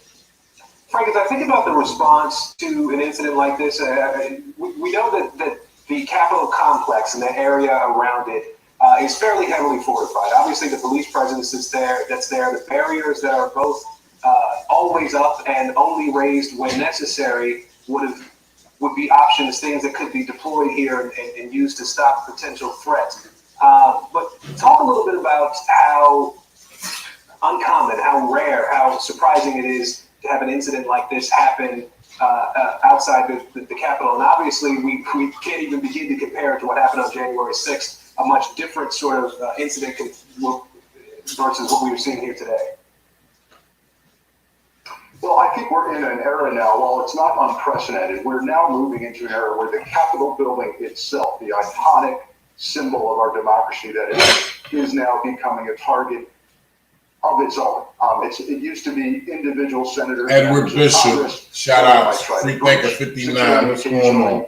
Individual members would get threats, but now I apologize, y'all. I'm still eating. Where the Capitol itself is an iconic threat target of its own. And I have to say, I've said on the NBC network before that any talk about lessening the security post January 6th was premature. Why? Because we have a security review that's been done by retired General Honore. It has very specific recommendations. It points out that upwards of 800 more personnel might be needed, not only to fill current vacancies at the Capitol Police, but also to create a rapid deployment force that can respond around the Capitol region. That's not been done yet we've seen some lessening of the perimeter at the Capitol. I think that's likely premature. You'll see a renewed call now for speeding up the process of enhancing and responding to the security review recommendations. All right, Frank, I'll ask you to stand by for a second here. NBC News correspondent Vaughn Hilliard is on Capitol Hill for us right now, I believe. Vaughn, are you there? Yeah, I am with you. So set the scene for us, Vaughn. What have you been able to see? Where are you exactly?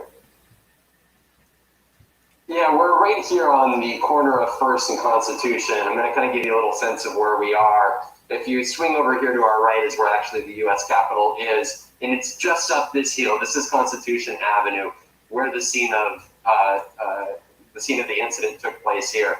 So just one block up that way, a script or photog, I'm going to have them zoom in there. You can see down the way. Shout out to Suka Myron Thang. What's up, bro? What's up, bro? How you doing? This building.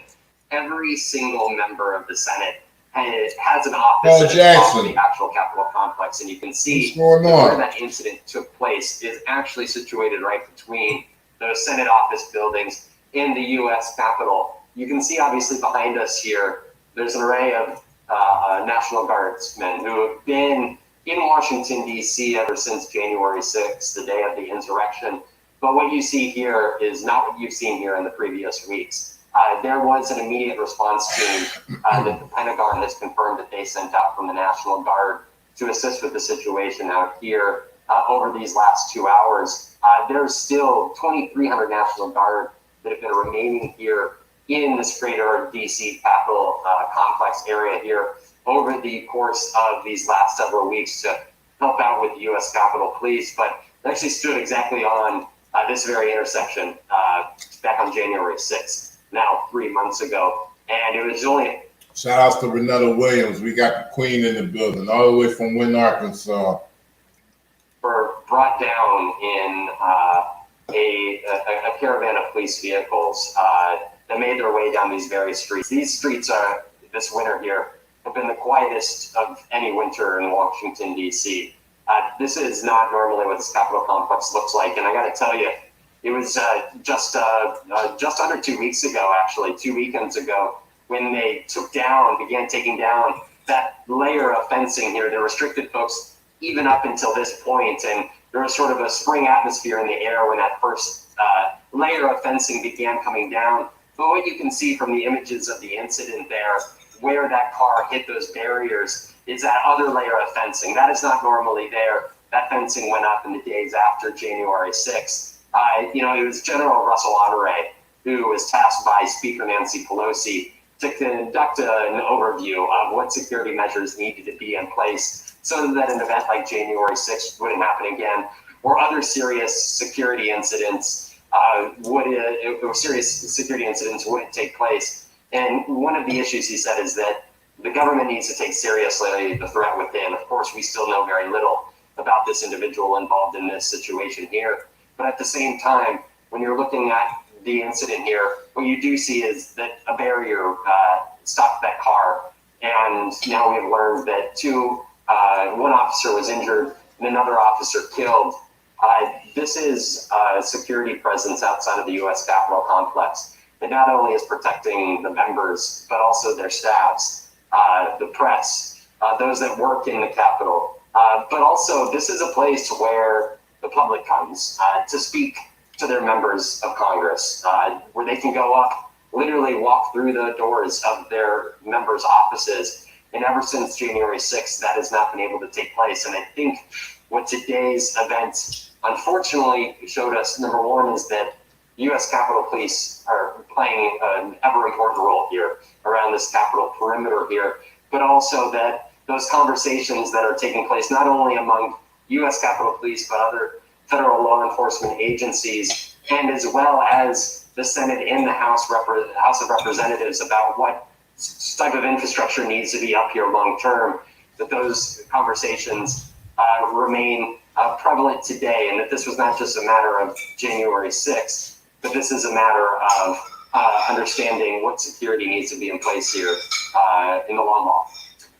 Vaughn, since you're on the ground there, I do want to ask you and get some perspective about the layout around the Capitol right now, as we're looking at one picture of the dome and a picture of the car that is still on the scene, the car that ran the barricade there, a barricade that would have been fairly close to the Capitol building itself.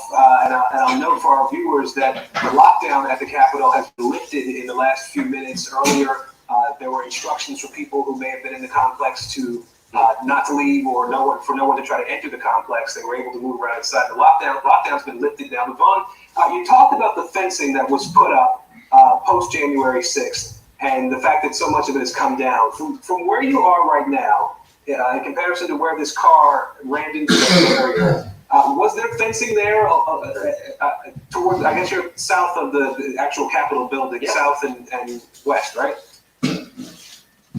Up until, I'm going to have Stritch walk around here with us to try to see if we can get the best angle that we can, because it was not until Saturday, 2 Saturdays ago, so about 12 days ago, cars were still not allowed to drive, even through this intersection, up Constitution Avenue. This entire section over here, I'll have Stritch pan over here, this was all closed off. All right, ladies and gentlemen, I apologize for the absence of my commentary.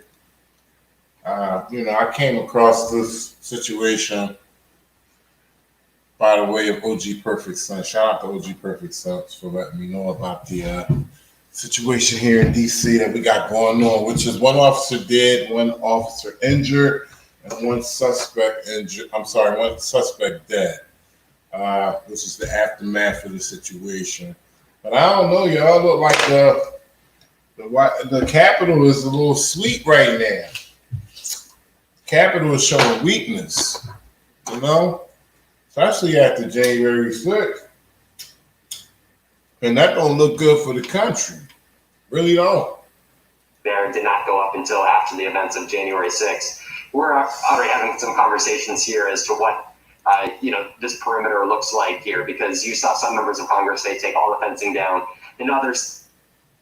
We knew that officers' days are, when they leave their home, they don't know if they'll be able to come back at the end of their shift. Shout out to Level Wise that once again, Justin Thornton, we remember that, and it's a very somber time that we have to remember that, officers, they don't know during their day what is going to happen. Unfortunately, we had an incident here at the Capitol where tragedy occurred once again. Ron, I know you can't see this, but I do want to just show our viewers here some tweets that are coming in right now. This is from Senator Rick Scott, Republican from Florida, saying that the violence at the Capitol today against our brave Capitol Police is senseless and disgusting. And we are praying for the injured officers and our thoughts are with their families and loved ones. And we do have some others as well that we will be showing you in just a little bit. This is Leader McConnell saying, praying for the United States Capitol Police. Weird psychological thing that's happening here.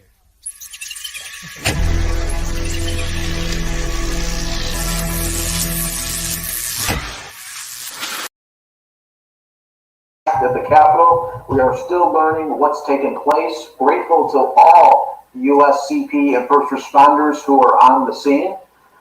And we do know that Speaker of the House Nancy Pelosi also is ordering the flags at the Capitol at half-staff in honor of that officer.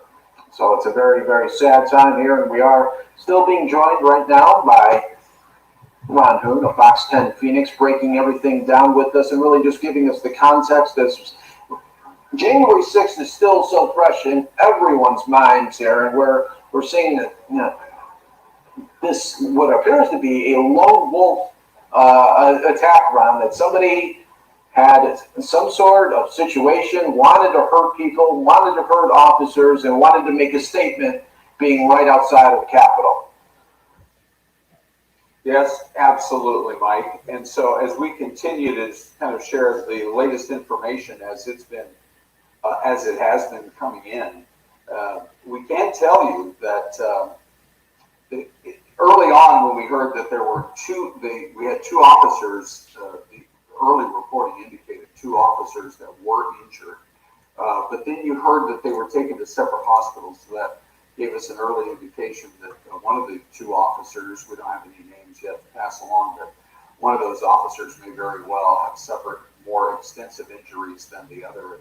Then once the news conference was held, which by the way, when the acting Capitol Police Chief spoke, she gave us a time frame. She said it happened at 1:02 this afternoon, Washington time. So at 10:02 Pacific time, we're out here in the Pacific time zone. So it happened now just a little over 2 hours ago.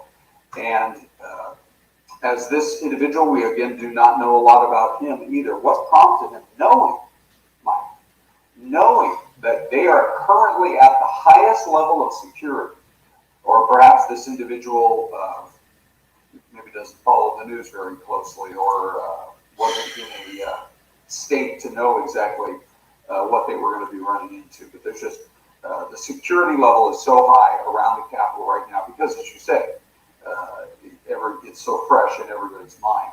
But either this individual did or didn't know that there was no way he was going to get close access to the Capitol. And so you try to run a checkpoint. They have all the systems in place to stop you immediately. As we say, it doesn't appear that he was armed with any kind of a weapon that could have potentially harmed a lot of officers, but in terms of a gun. Shout out to Renetta Williams. Have a good day. As he was lunging toward officers, was enough to severely injure one of those two Capitol Police officers to the extent that he or she succumbed from their injuries. We're also hoping to get an update fairly soon from the other hospital or from Capitol Police themselves in terms of the status of the other police officer. We can certainly pray for that officer, hoping again that officer will be coming through. But it is a sad day indeed for the United States Capitol Police Force, as yet another member of their force tasked with protecting the Capitol and the members of Congress pays the ultimate price. Yes, that's so true there, Ron. Ron Hoon, thank you so much for giving us some insight and new context there. We always appreciate it, and thank you so much. And hopefully the next time that we talk, Ron, it'll be for a much our thoughts and our prayers are with the U.S. Capitol Police, another tragic officer dying in the line of duty. Just have to start by acknowledging and paying remembrances there. In regards to the investigation, there'll be both a local and federal response that we'll talk about. They'll be looking at evidence presented. Clearly, they're going to try to find as much information as they can about the suspect involved. We know he's deceased, but even with that, we want to make sure that we have as much information as possible about his whereabouts prior to coming to the Capitol. Who he may have been associated with, running his name for any criminal history, locating and contacting any friends or family that they can, getting a clear picture of what was going on in the hours, days, and months prior to this very tragic attack on the Capitol, to try to find some reason, some purpose why this occurred. Additionally, the police department, of course, will be looking at preparing for another officer-involved memorial and trying to come to grips with another tragic incident coming on the heels of an awful insurrection. And then there'll be a lot of focus on the safety around the Capitol. Discussions have already been in place, and they're going to be intensified about what to do to maintain safety in that area, considering these last two really tragic attacks that have happened. Chief, everyone. All right, y'all. So that's the latest. Got one suspect dead at the D.C. Capitol, one officer dead, one officer injured. Security is high at the Capitol area, of course, after the situation that happened on January 6th. So, it just shows that the Capitol has weakness, and their weakness is being exposed.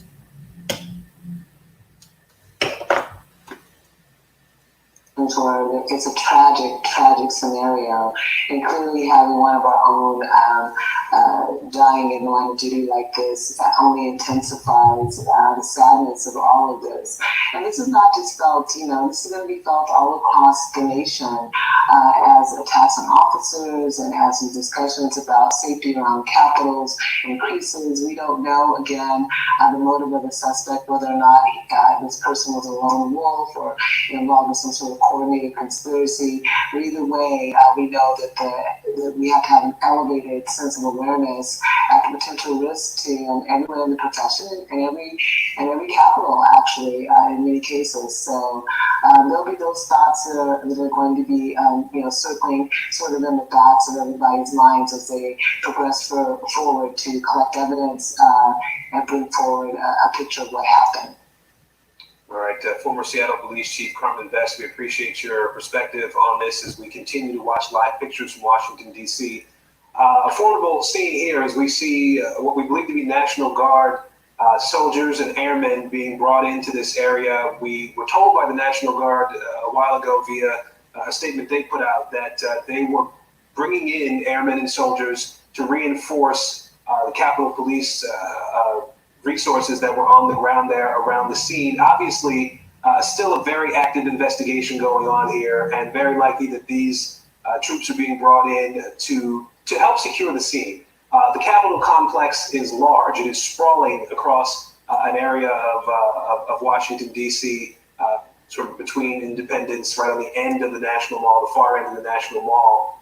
And so there's an interest in making sure that no one gets into that area and can tamper with the scene. No one gets out of the area if they need not leave that area while the investigation is ongoing. And so that may explain a bit why we see such a large footprint of National Guard folks being brought into this area, just to make sure they can create a perimeter around the area to continue with the gathering of evidence uninterrupted.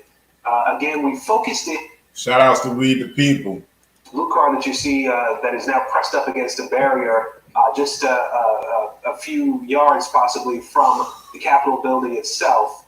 The explanation that we got from the acting police chief of the Capitol Police Department was that this car approached this area around the U.S. Capitol, hit two Capitol police officers, and then slammed into this barricade that is a barricade that is always up that allows cars to access areas closer to the Capitol building itself after having gone through the checkpoint.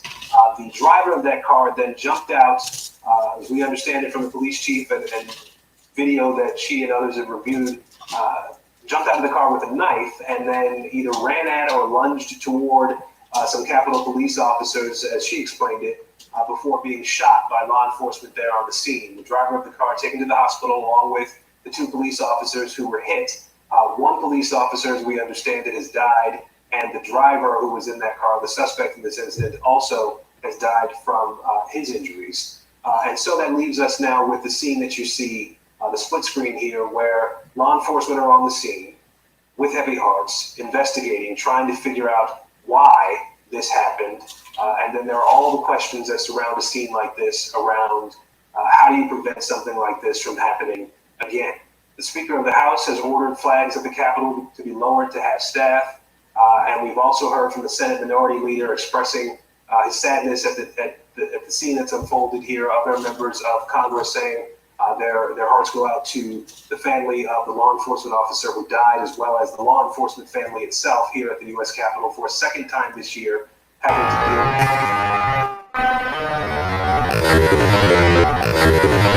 deal with the scene. Obviously still in the early... It's a very psychological thing that's happening here.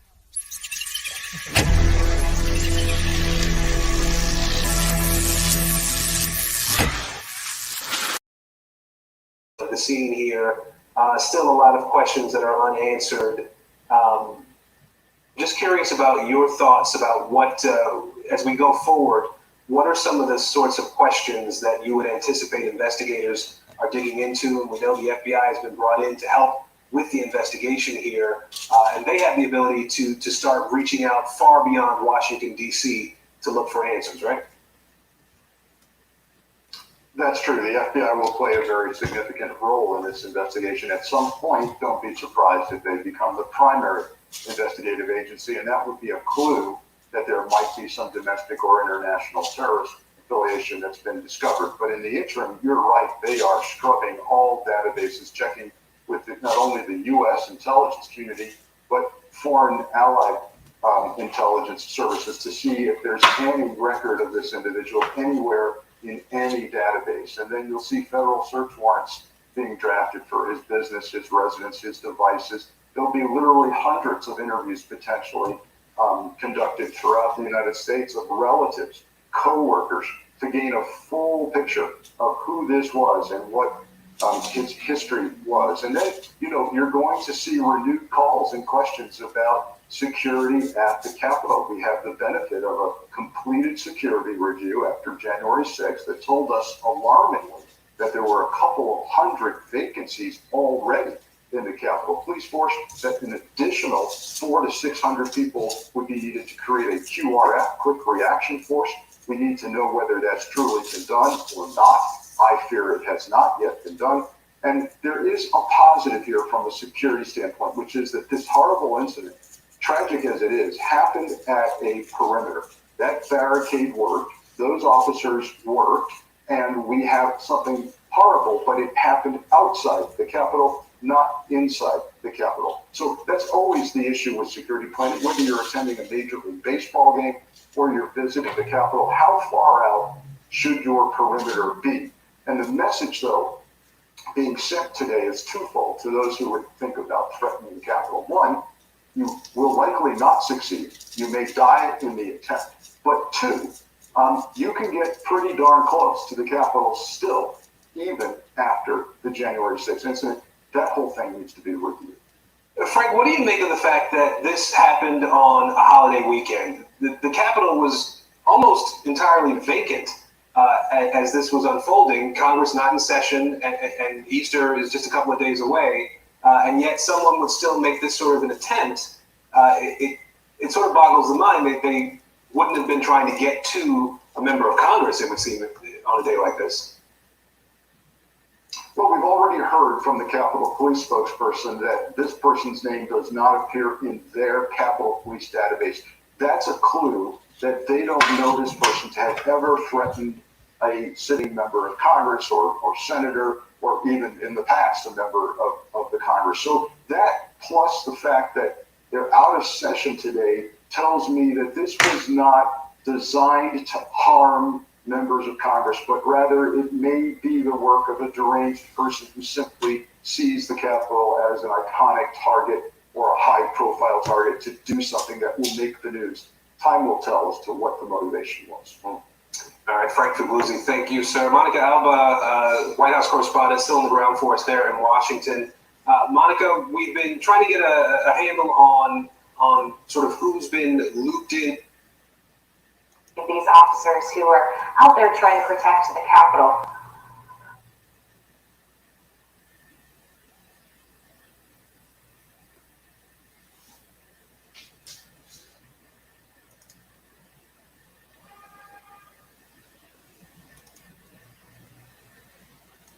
I can tell you, Aaron, that the president has been briefed. He is aware of this incident, and he is surrounded by a small group of aides, including his deputy chief of staff, Bruce Reed, who likely brought him up to speed on this as it was happening. We know the president took off for Camp David in the noon hour. He arrived right before 1 p.m. And so in the last couple of hours, he's been getting the information as it's been coming in.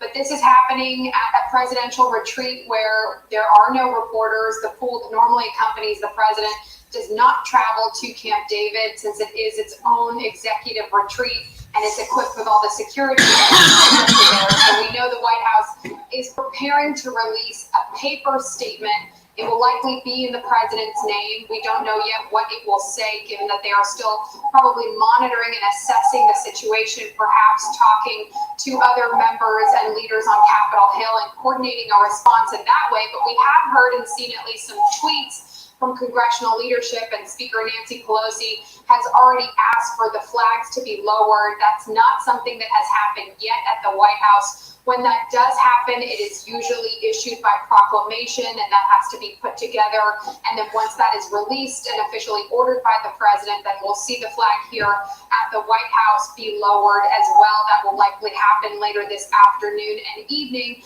But something else the White House is telling us, they've already called a lid for the day, which means they don't expect anything to take place on camera in terms of movements or statements as it relates to the president. So this is not a situation where they're leaving the door open for the president to come back to the White House and make a statement here. Otherwise, they would have extended that and they wouldn't have called that lid. So we don't know what that might mean for the weekend, but as we expected now, the president will remain at Camp David, given it is Easter on Sunday, and he is celebrating that as a family over the next couple of days there in Maryland. So the other question, Aaron, is what else we may hear from the president, or when that might happen, and how they may want to get his voice out, whether it's just a paper statement.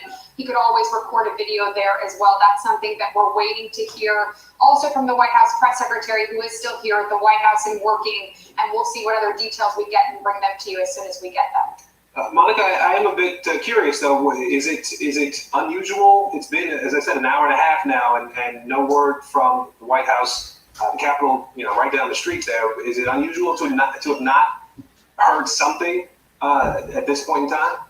I'm a little bit surprised because sometimes what happens is the president and the White House want to wait for officials to do their own briefing before speaking out, but that did already happen more than 45 minutes ago. We got that briefing where they answered a lot of the main questions as it relates to the suspect and the incident. So now that that has all taken place, I imagine this is something that is imminent.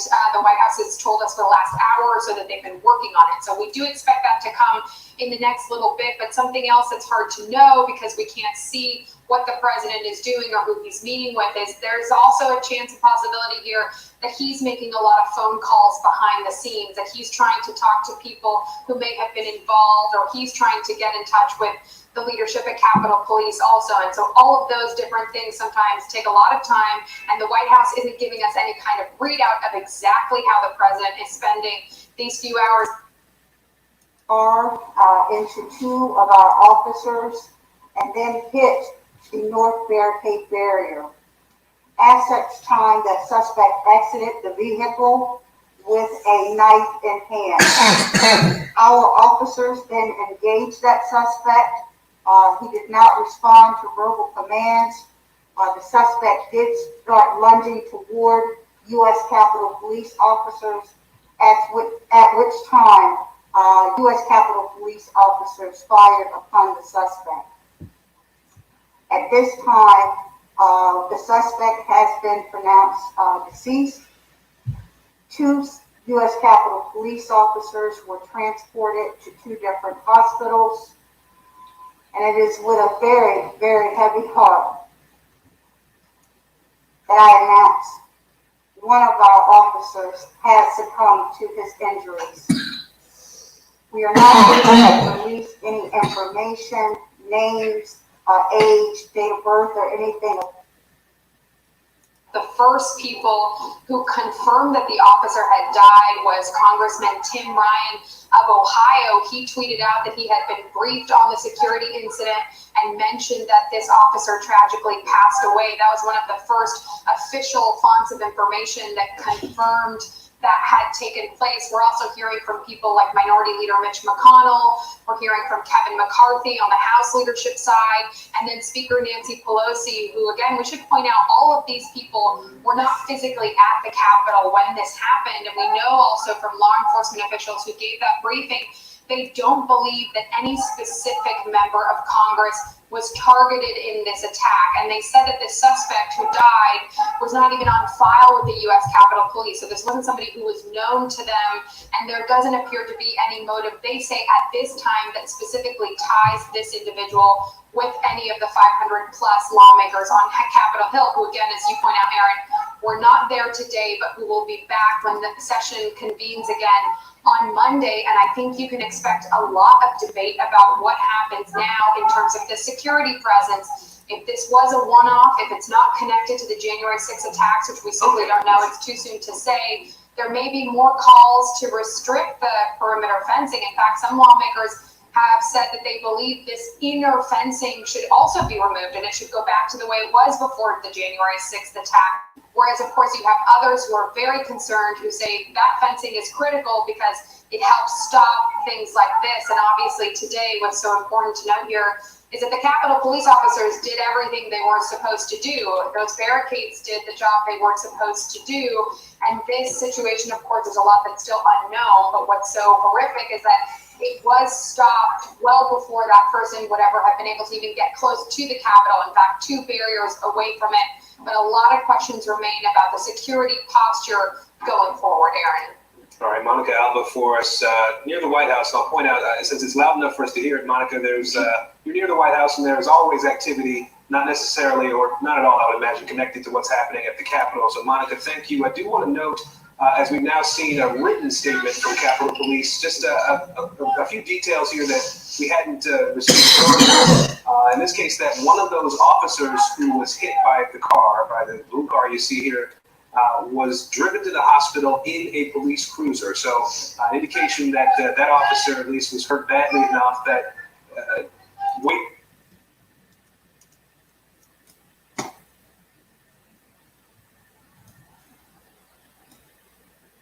suspect in his vehicle trying to go after those 2 police officers, Capitol Police officers.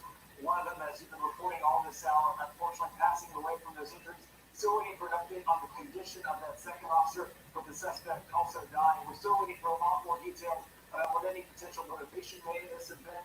In terms of what we've seen here at security at the Capitol, as you imagine, since January 6th, a lot of things have changed. But to what your last guest was just talking about, the barricades that are around there, those roadblock barricades, they have been around for a long time. You simply couldn't just drive up and walk right into the Capitol. Instead, there is a few different roadblocks in place. There are some that are camera can see it, but there's still, you still see the car there, with the trunk hood open, and so, you know, we have heard some extremely tragic news today. When U.S. Capitol Police Chief Pittman came to give the press conference, we thought that she was going to give an update. We did not expect that the news was going to be that one of the officers succumbed to his or her injuries. It seems like they were struck, the 2 officers were struck by the car, and one of the officers has died because of that. It is just an extremely tragic day, once again, for the Capitol Police officers. You know, just backing up, earlier in the day, I was in the Russell Senate office building, which is right next to me. I think that, Rudy, the camera guy, is going to try to get a little bit of it.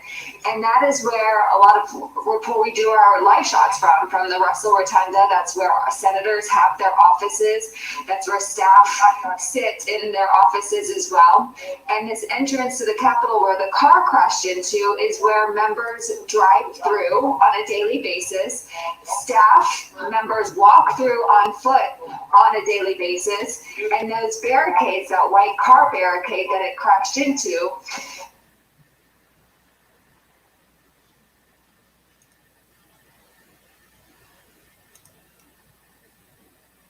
Love TV the way it ought to be?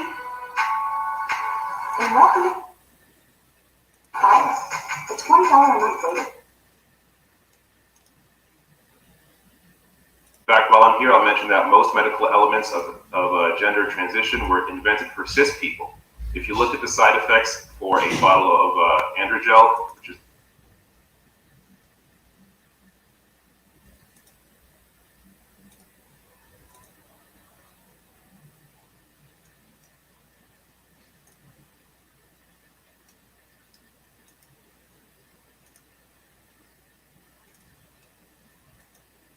January 6th was taken down. So just in the past couple weeks, were cars allowed to drive on Constitution Avenue for the first time since January 6th, and that is why that driver was able to pull very close into the Capitol and strike two police officers. Speaker Pelosi has started to ready a $2 billion supplemental security package to try to come up with some sort of security plan moving forward.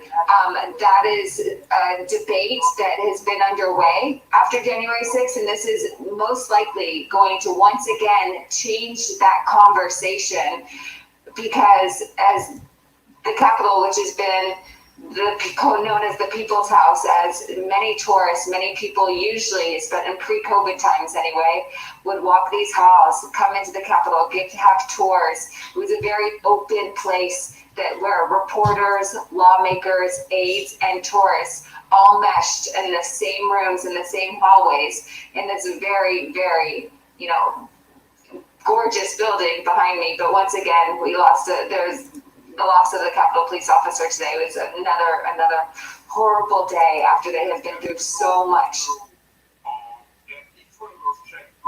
Well, for us outside the U.S. Capitol, Leah, I'm going to ask you to stand by for us for a second. I have more questions for you, but we do need to pause here for a moment as we are covering this story. The lockdown lifted at the U.S. Capitol after an incident in which a Capitol Police officer was killed. A suspect was killed as well. Our coverage continues after a short break.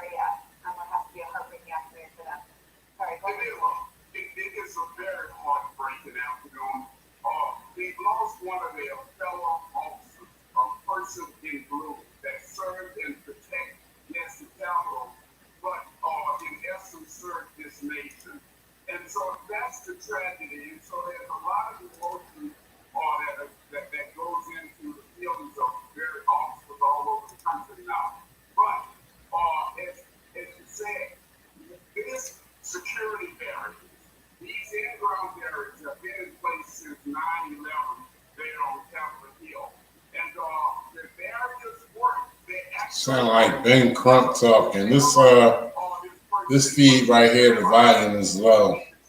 Just waiting for the other one to come back on.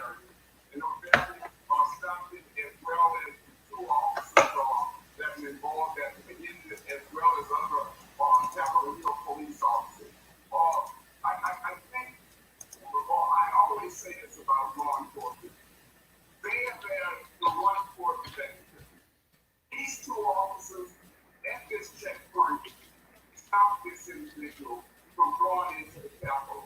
And any other officers involved in this, Malonga, are heroes in my eyes. They're heroes. Ted Williams, thank you very much.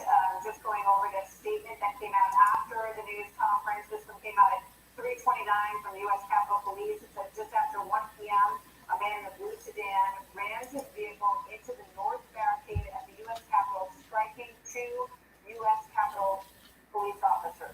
The department immediately locked down the Capitol campus. The man exited the vehicle with a knife and ran toward our officers. At least one officer drew their weapon and shot the suspect. One USCP officer was transported by USCP cruiser to the hospital. The second was transported by DC Fire and EMS.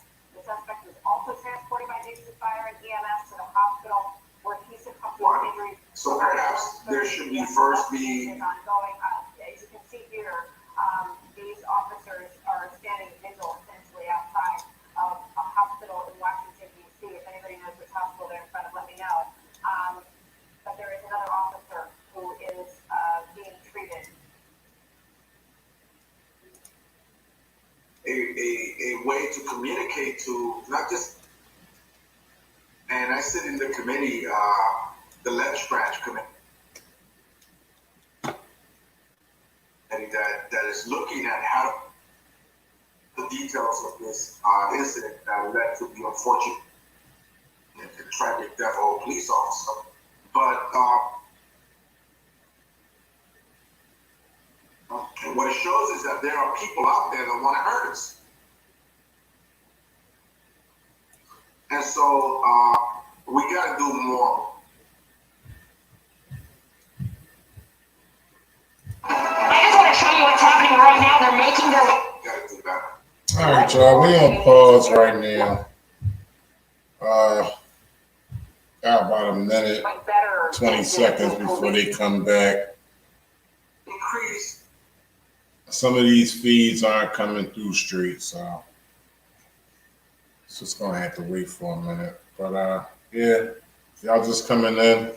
The latest is 2 dead, 1 officer, 1 suspect at DC Capitol, and 1 other officer is injured at the hospital.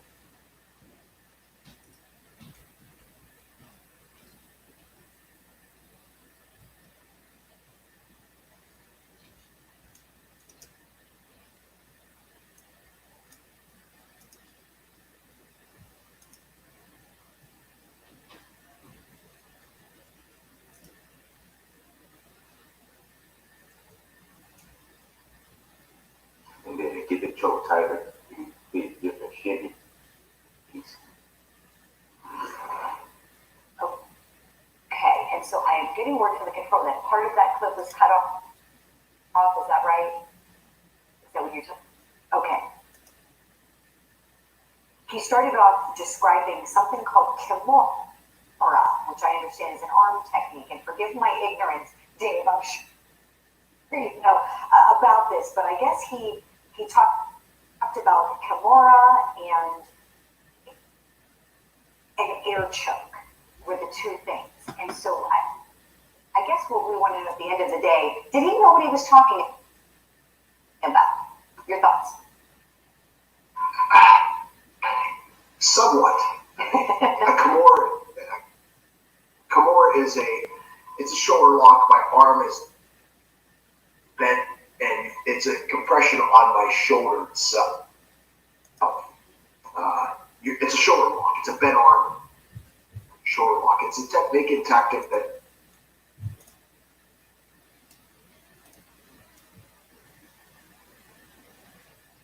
Car into the Capitol Capitol, our colleagues Pete Williams, Tom Winter, and Jonathan Dykes say that law enforcement officials briefed on the investigation say the person is Noah Green is his name, and he is a 25-year-old male from Indiana. Of course, we also know that he was killed today after he... All right, y'all. Breaking news. The man's name who was killed is Noah Green of Indiana, 25-year-old male. Had lunged toward officers, and that is when shots were fired, and that is how he was killed. So the suspect has now been identified as a 25-year-old from Indiana, and so that is some very new news that we have in this horrible situation, Aaron. Leanne, I do want to ask you to back up for us. I know that you've been there at the Capitol for most of at the Capitol complex anyway, for most of the day today. And this, for us, started with your notice that there had been a notice sent out to folks who are normally in the building there. Set the scene for us from 1 o'clock-ish this afternoon from where you were in the Capitol complex. That's right, Aaron. I was here today, and actually at about 12:50, I had walked past this very exact spot to get to our camera location in the Russell Rotunda. And I was actually going on television with our colleague on our sister network, MSNBC, with Chuck Todd on his show. And right before, it was about 1:03, there was a announcement through the loudspeakers for all staff and all people who are in the office that they are on lockdown because of an exterior situation that they were not naming. Shortly after, we heard the sirens come. After I got off of television when I was talking about an infrastructure bill, went to the windows where we could see all of the first responders' presence up and down Constitution Avenue behind me. A helicopter came and landed on the east front of the Capitol. There's a green lawn there that separates the Capitol from the Supreme Court and the Library of Congress to give our viewers a little bit of understanding of where we are. A helicopter landed there.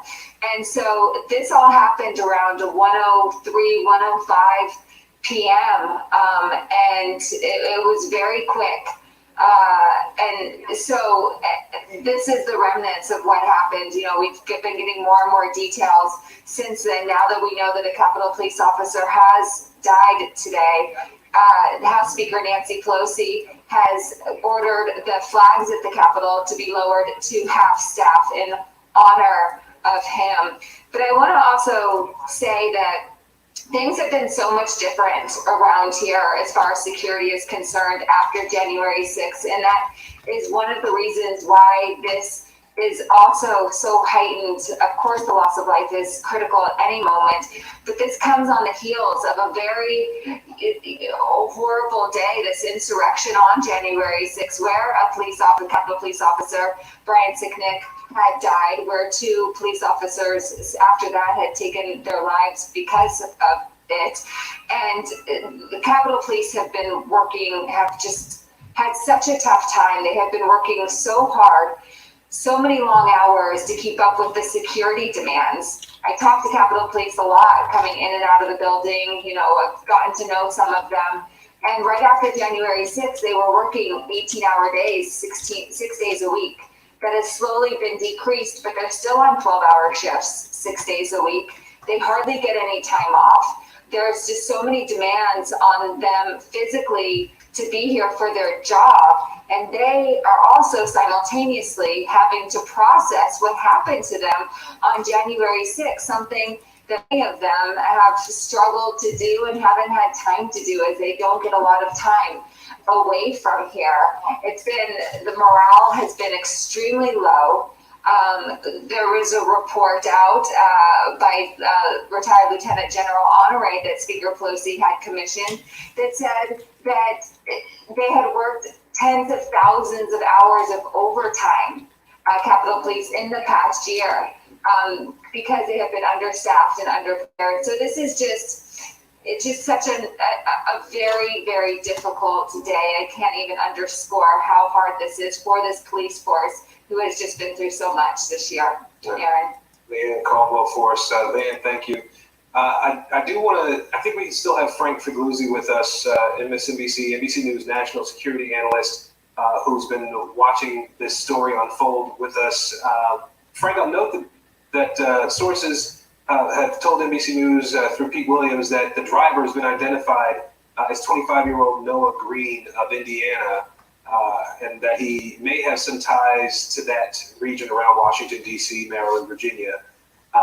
Obviously, Noah Green of Indiana doesn't do a whole lot for regular folks trying to do a Google search, but that level, even that little bit of information for the FBI, which would have a key role in figuring out who this guy is and what he's about. I would imagine even such a common name and that little bit of information would be the key to open up a lot about who this person is. Oh yeah, that's more than enough to trigger a significant investigative response. Even as we speak, I am certain from my past experience that there are FBI vehicles at least sitting outside the home or suspected home of Noah Green of Indiana. It's enough for them to start drafting search warrants for various residents that he might be associated with. And it's clearly enough to start running that name through all databases of all kinds, not only law enforcement, but U.S. intelligence and even foreign intelligence allies who will run the name for us and see if he's in their system or has ever come up before in any capacity. They'll be looking at past employment, whether or not he's in a system, for example, the National Instant Check system that's used when you check someone for purchasing a weapon, because that system also includes certain adjudicated mental health issues that might preclude someone from getting a gun. All of that, as we speak, is being checked right. All right, Frank, thank you for that. I think we still have Monica Alba with us as well. Monica, I do want to check back one more time. I know we've been waiting to hear something from the White House. You've been keeping an eye on that.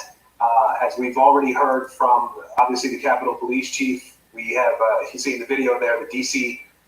Metropolitan Police Department's chief, who spoke a little bit earlier during this news conference. And we've heard from, via statements and via Twitter and such, certain members of Congress. Monica, anything new to add from the White House perspective? Not yet, Aaron, and my eyes are really glued to my phone in terms of monitoring for any email or tweets. And I think something to consider here is that it is Good Friday. The president, it's possible that given his experience in the last few years on something like the somber moment of 3 p.m. on Good Friday for any practicing Catholic, he may have been in some services, or we know there is a chapel at Camp David. So I'm speculating there may have been other things that also he was doing that are important to him and his faith. And that is one possible explanation for why we haven't gotten a statement yet. But that really speaks to also the overall situation, which we can remind people the president left the White House about 4 hours ago now. He left in the noon hour to go to Camp David for Easter weekend. And then this incident on Capitol Hill actually happened right around 1 p.m. And so by then, at that point, the president was already at Camp David, where there aren't any reporters or cameras with him, but where he is surrounded by a small group of shout outs to Denise Wynn. Aides. So we know the White House press secretary Jen Psaki has said he's been briefed. He's monitoring everything that rammed the barricade there. And on the other side of the screen, we see National Guard soldiers that are still in position. This is a section of Washington, the federal area in Washington, D.C. This is an area that has still been a bit tense as a result of what happened there on January 6th. And so this sort of posture, you might expect at a time like this, you might expect it to linger, even though we've been told the lockdown is over, the threat has been contained, it no longer exists in this area. But it's this picture sort of speaks to the feeling in the federal district of Washington over the last few months now. Absolutely, Erin. You know it so well from living here and covering Washington, and Capitol Hill is actually my backyard. I live in a neighborhood not too far from there. You're used to now really engaging with National Guardsmen who you see on your daily walks, and this is something where actually in the last week or so, so many people were breathing a sigh of relief because the outer perimeter fencing had been brought down and was taken down and removed in a signal the community thought that things were looking up, that after the weeks following January 6th, they could be in a posture where things could be slightly more relaxed, even though, of course, we know all these other security protocols are in place. So the fact that you now have this incident today, and again, there's so much we don't know, and we really have no clue whether this is connected to January 6th, but the security posture is. We can't overstate that enough. The fact that there are so many people and law enforcement responded as quickly as they did is very much estimation and really testament to what happened a couple of months ago, and that's something I think we can expect to continue, though there's debate about what kind of fencing should be made permanent. We know there's, of course, high non-scalable fence around the White House, and that's something that is going to be in place, but even they've been making changes to it over the last few years in response to other security incident.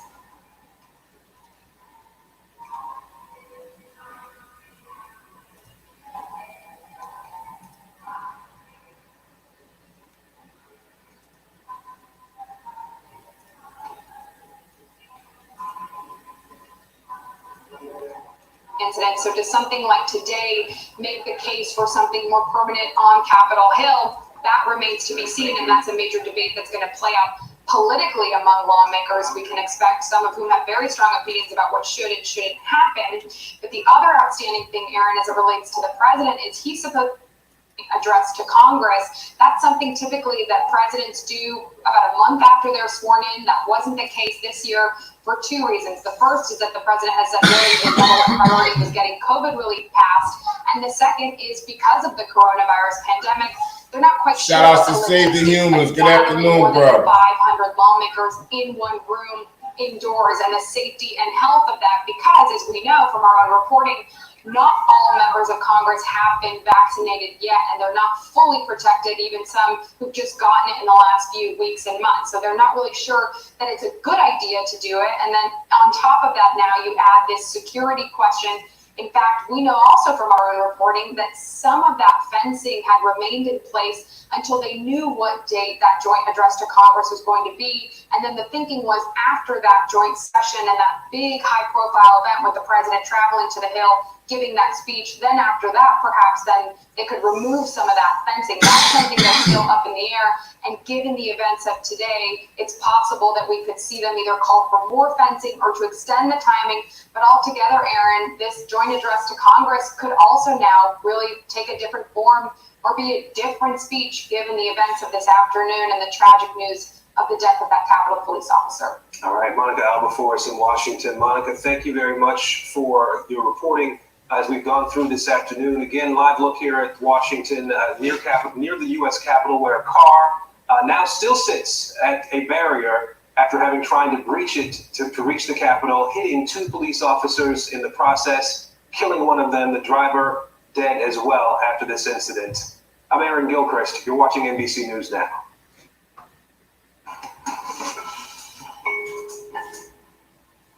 Thank you so much for joining us. I'm Morgan Radford. We'll begin with breaking news out of D.C. A suspect rammed a car into a Capitol Hill barricade, and the driver has died from his injuries after being shot by Capitol Police. Now, one of those officers was struck by the suspect's car, and he died. Another officer is injured, and here's what police said about the incident this afternoon.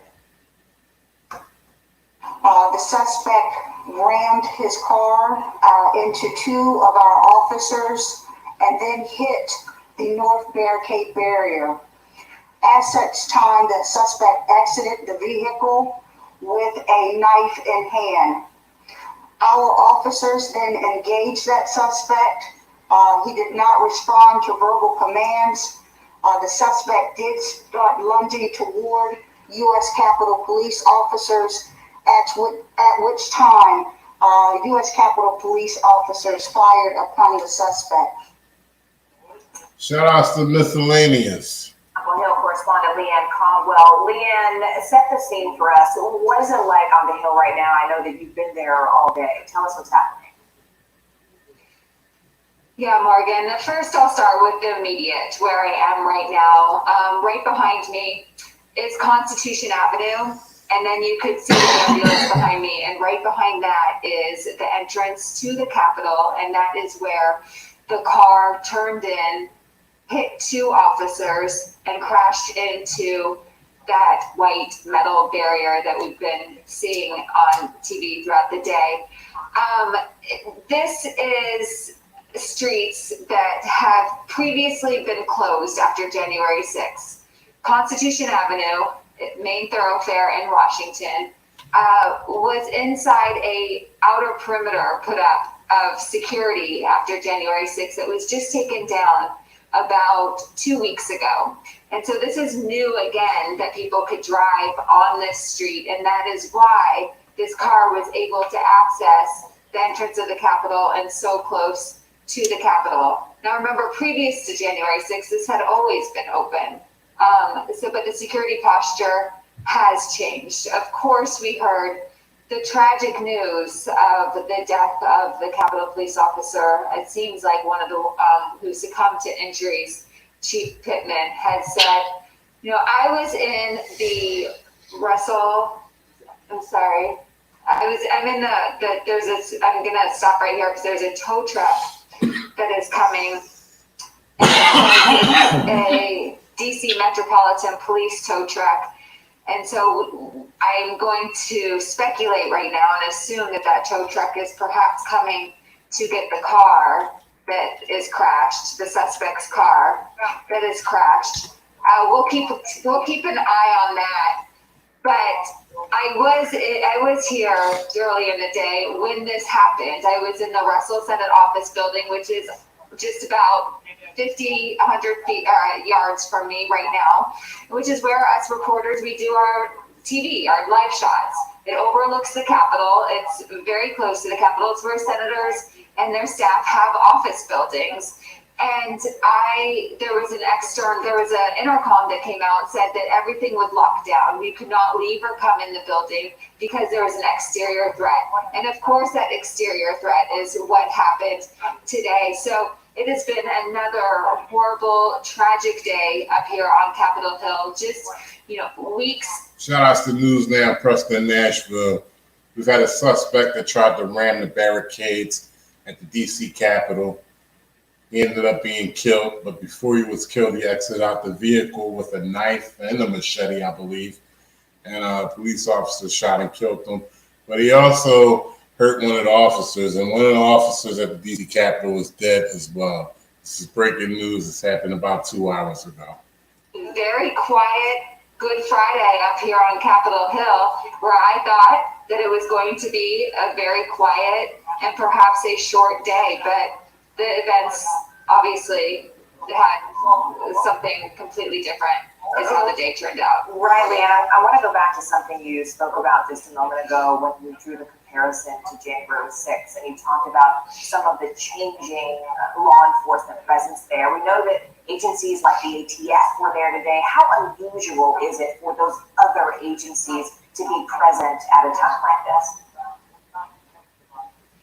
Yeah, well, when there's an emergency, it's when they come. But when there's not an emergency, it's usually just the Capitol Police. But after January 6th, of course, the National Guard has been here ever since. The numbers of National Guard troops have decreased dramatically from their height of 25,000 National Guard here during the inauguration, which of course was January 20th after January 6th.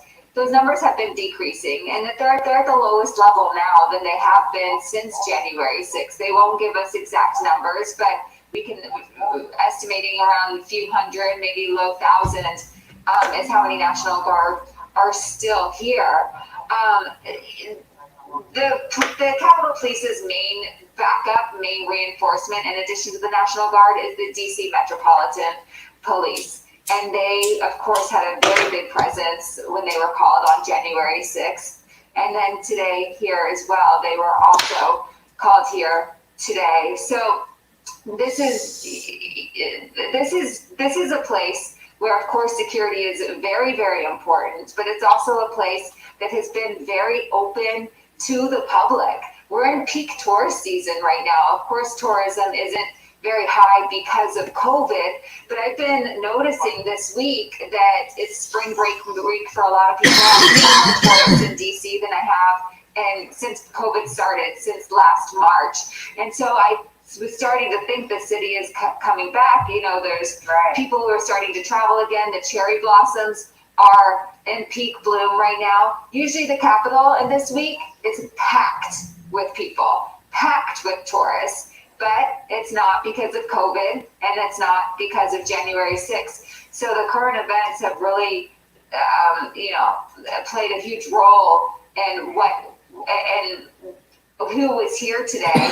Definitely, but it's just the start of this conversation over security that began after January 6th, that this incident today is likely once again to probably shift and influence what security is going to look like after this, Morgan.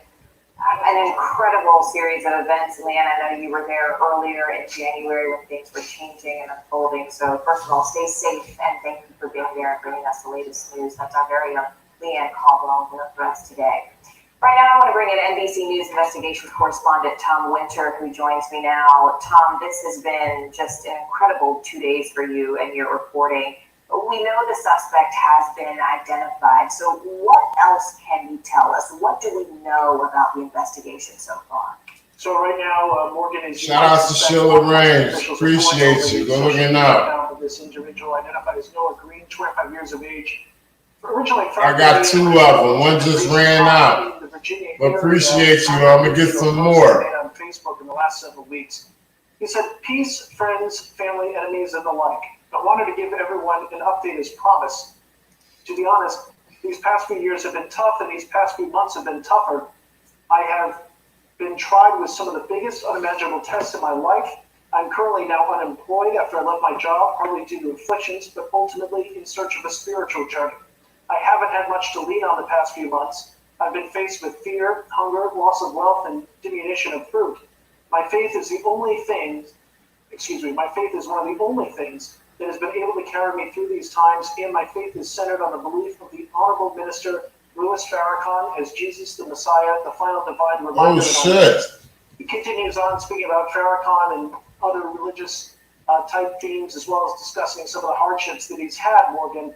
I think when we look at this individual, he's obviously gone through a very difficult period, as many people in this country have over the past year, though most people have obviously not driven into a Capitol barricade and then went after officers with a knife, as has been explained to us by police officials. So at this point, this person is deceased. Noah Green is deceased. You're seeing the vehicle that is registered to him, and police officers shot him once he, according to police, lunged at them with a knife after crashing into this barricade. At least one. Let's listen to this last, I guess these was his last words. Let's listen to this real quick.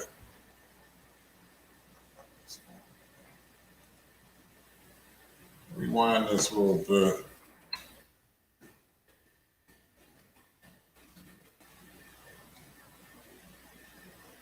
And police officers type themes, as well as give one of his recent time in the Virginia area. I'm going to read to you a post that he made on evidence. What else can you tell us? What do we know about the investigation so far? Let's listen to this real quick. This is dude's last words. So right now, Morgan, as you might suspect, law enforcement officials are poring over the social media account of this individual identified as Noah Green, 25 years of age. Originally from Indiana, but has spent most of his recent time in the Virginia area. I'm going to read to you a post that he made on Facebook in the last several weeks. He said, peace, friends, family, enemies, and the like. I wanted to give everyone an update as promised. To be honest, these past few years have been tough, and these past few months have been tougher. I have been tried with some of the biggest unimaginable tests in my life. I'm currently now unemployed after I left my job, partly due to afflictions, but ultimately in search of a spiritual journey. I haven't had much to lean on the past few months. I've been faced with fear, hunger, loss of wealth, and diminution of fruit. My faith is one of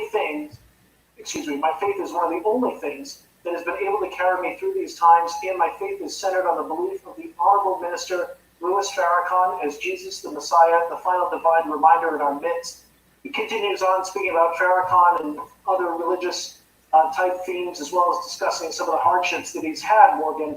I think when we look at this individual, he's obviously gone through a very difficult period, as many people in this country have over the past year, though most people have obviously not driven into a Capitol barricade and then went after officers with a knife, as has been explained to us by police officials. So at this point, this person is deceased. Noah Green is deceased. You're seeing the vehicle that is registered to him, and police officers shot him once he, according to police, lunged at them with a knife after crashing into this barricade. At least one U.S. So that was dude's post. That was his last post a couple weeks ago. I forgot what platform they said, Facebook or Instagram. But Noah Green, 25 years old, out of Indiana. That's what dude just read. One of his last posts within the past few weeks. To a trial. So we should get more information. It should be forthcoming. And obviously they'll be pouring through his social media accounts. But that's just a synopsis of some of the things that he's posted recently. Well, which is interesting, Tom, because that's sort of the only glimpse that we have into his mindset. And, you know, you've covered so many of these stories. When we look back to San Bernardino or Pulse or this, it's almost like these manifestos are the only bit of information we have before these tragedies happen. But we also pay so much attention to the suspects. What about the victims? We know that one Capitol Police officer has died, another was injured. What do we know about those officers, this heroic Capitol Police Department that has been under so much just in the past almost 3 months? What do we know about that? Well, right now, Morgan, and I appreciate your point, we don't yet know the names of those officers, and there's good reason for that. They still want to make sure that all the family members that need to be notified are notified. We know at least one U.S. Capitol Police officer died as a result of their injuries that they sustained in this incident. The exact manner that they died is something we're still trying to get some more information on.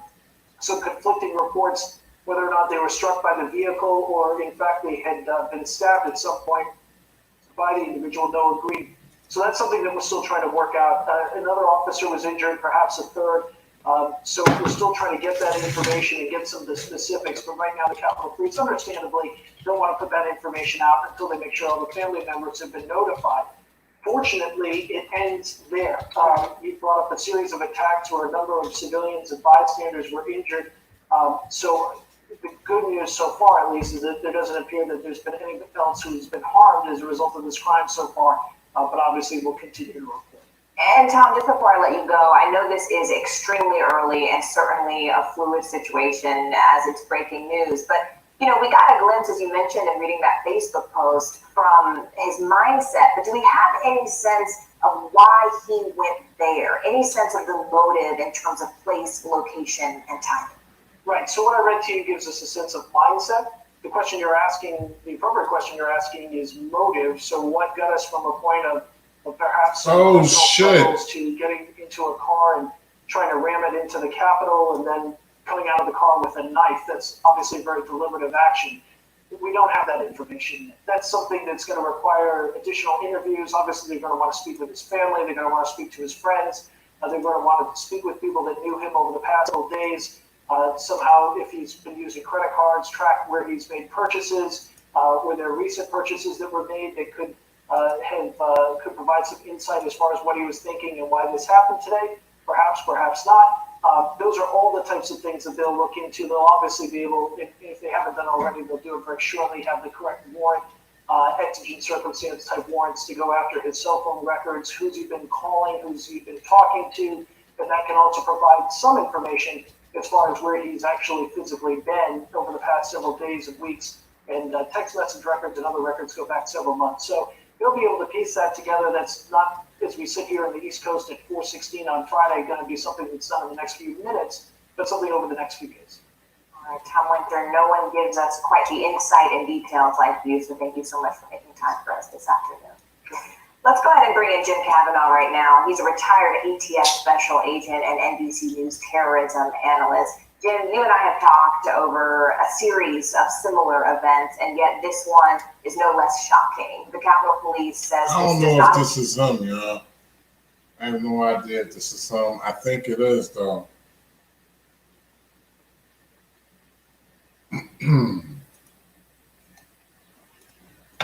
Noah Green. Follower of Farrakhan. That's what he was talking about in his one of his last posts. I can't access my account right now on Twitter, so that's going to be a problem. But I didn't hear them mention his race or his color. So I'm gonna put this on the sidebar for right now. I'm not sure, but yeah, if any one of y'all could backtrack that right there, let me know. That's on the sidebar. Appear to be terrorism related, but what are investigators going to look at when they're trying to determine the motive that Tom was just describing? I think, Morgan, you have a big overlay up here of suicide, homicide and suicide, which killed the Capitol Police officer. He attacked the Capitol Police. So it was a homicidal, but it's also suicidal. The Facebook post shows us that the despondency, he's lost, he has no food, he's been going hungry, he has no work, he has no future. It sounds like he has nobody supporting him. He's just totally out there. And what does he do? He launches an attack, on the visible place of the United States democracy. So maybe, I'm not saying for sure. I mean, we'll have to see what the investigators find out. One possibility that he's launched that attack right there to see the democracy because it failed him. It failed him in his life. He has nothing. And he's not blaming necessarily his mother or father or friends or relatives, but he's blaming, the nation. And, the suicide rate in this pandemic is awful. And, a lot of Americans have been touched by the suicides in America based on the pandemic. It's so depressing, it's so isolating, it's so debilitating financially, that the future looks bleak. The news is so down. And, you get people in a depression and then they take their own life. And I think there's some elements of that here. I mean, it doesn't seem to me, Morgan, that he went to any great effort to try to acquire firearms or explosives, to launch any kind of a plan, mission to do something. Sounds like he got in his car with a knife and he drove over there. So the planning is not very, very extensive in my view. And I think it's an overlay of suicide in this. And he wanted the cops to kill him. And he's angry. He's angry. He's angry at he's angry at everyone. He's angry at everyone. So who do you launch your attack at? Well, all right. Well, you see the narrative that y'all listening, and you maybe stop paying attention to. First of all, I apologize for navigating while they're explaining the situation right here. But if you listen and pay attention, you see the narrative that they're setting, that he's angry. This guy right here on the right side of the screen, he's already setting the narrative.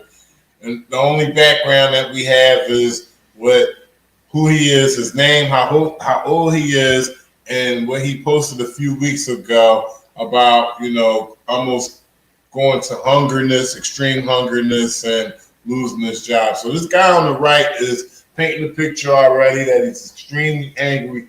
But this is all the information we know. I just wanted to highlight that. I ask that y'all hang in there while I still try to verify this information of this picture that has the name attached to it as Noah Green. A violent major attack. They've got the Facebook post probably indicating a suicidal angle to it. And so they feel that, yes, they can lift the lockdown. I think that's probably the right assessment too. They have to make those judgments all the time. It's the heroic Capitol Police. And also our facilities police, our university police, our police at, bridges and tunnels. People say, those policemen, they've got it made. They're just at the facility. Some of those officers get into most dangerous situations in a modern era. In the last 30 years. You know, it used to be only the city police, you know, that were involved in all the violence and crime and the bank robberies. But it's not like that anymore. Our facilities police across the country, university Give me a police, second. I'm gonna try to access my Twitter account. building, they sometimes are involved in just unbelievable actions of violence. And the Capitol Police is both of those. It's both the city police for the 40 blocks around the Capitol, and it protects the members, so it has a Secret Service type element, and it protects the Capitol grounds. So it has these major missions, and it has to deal with all of them. So what the Congress needs to do is quit the debating, which they're supposed to be good at, but not really, and a lot of talk, and support the Capitol Police. Give them more officers, give them more equipment, give them some security. It doesn't need to be a fortress. I totally agree with that.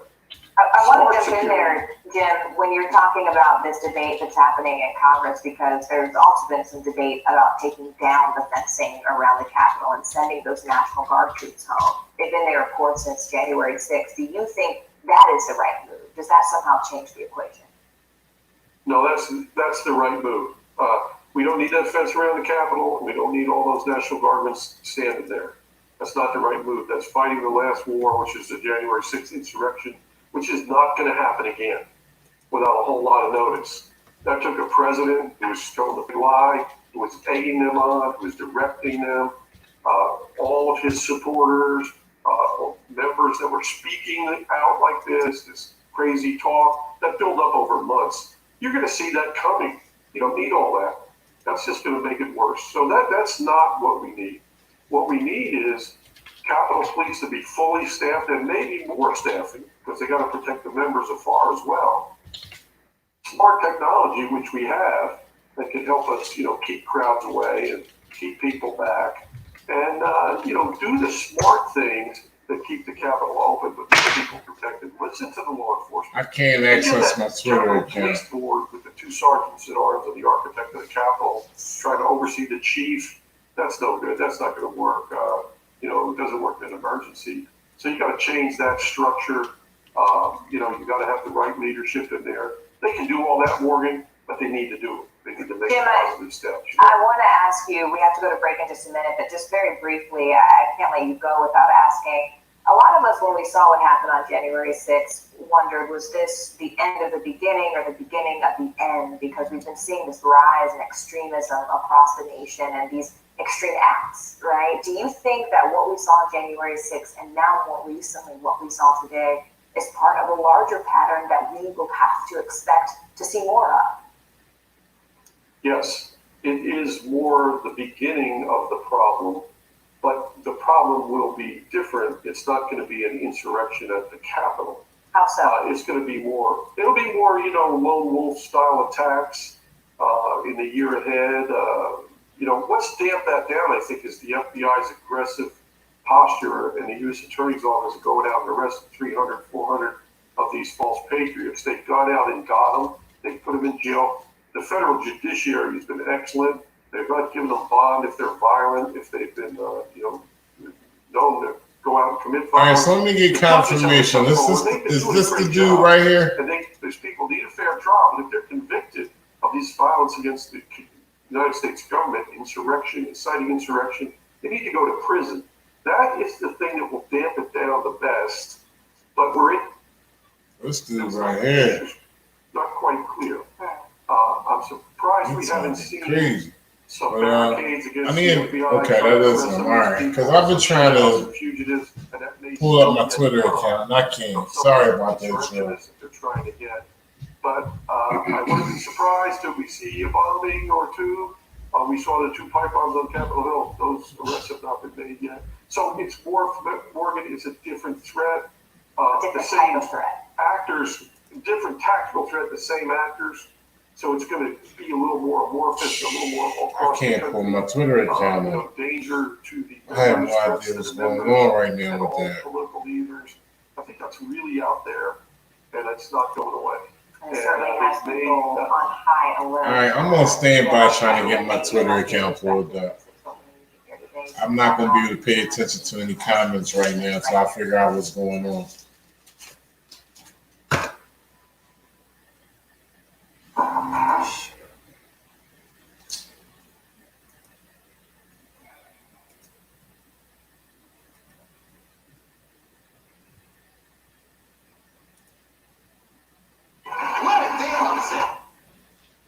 representing John Wayne Gacy was suspected of having killed as many as 32.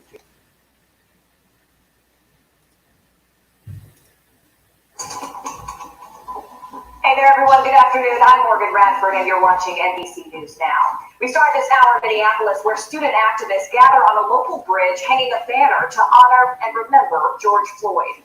Meanwhile, more witnesses taking the stand in the Derek Chauvin murder trial today. George Floyd's girlfriend, Courtney Ross, sharing emotional details about their relationship, as well as their addiction to opioids. We also heard from a local paramedic describing what he saw at the scene of Floyd's arrest. From what I could see where I was at, I didn't see any breathing or movement or anything like that. Did he appear to be unresponsive to you at that point in time? From what I could tell, just standing from a distance, yes. Well, after nearly 4 days of testimony, one thing is consistent. Witnesses tell the court they wish they could have done more to prevent George Floyd's death.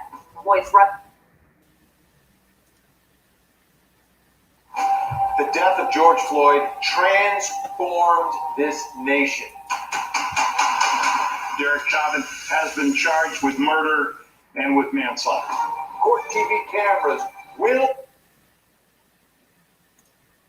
Welcome back to Archer Court TV Live. It is time for the daily sidebar. Testimony finished up for the day earlier, finished up for the week. Judge Cahill said the case is ahead of schedule and dismissed the jury early before the holiday weekend. Before the break, Minnesota Police Lieutenant Richard Zimmerman was questioned about how much force an officer should use when a person is handcuffed.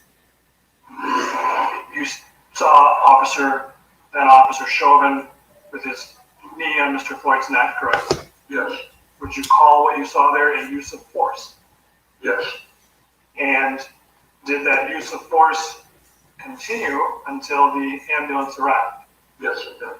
Was there any change in the level of force being used until the ambulance arrived? No. And what do you think about that use of force during that time period? I'm sorry? What do you think about that use of force during that time period?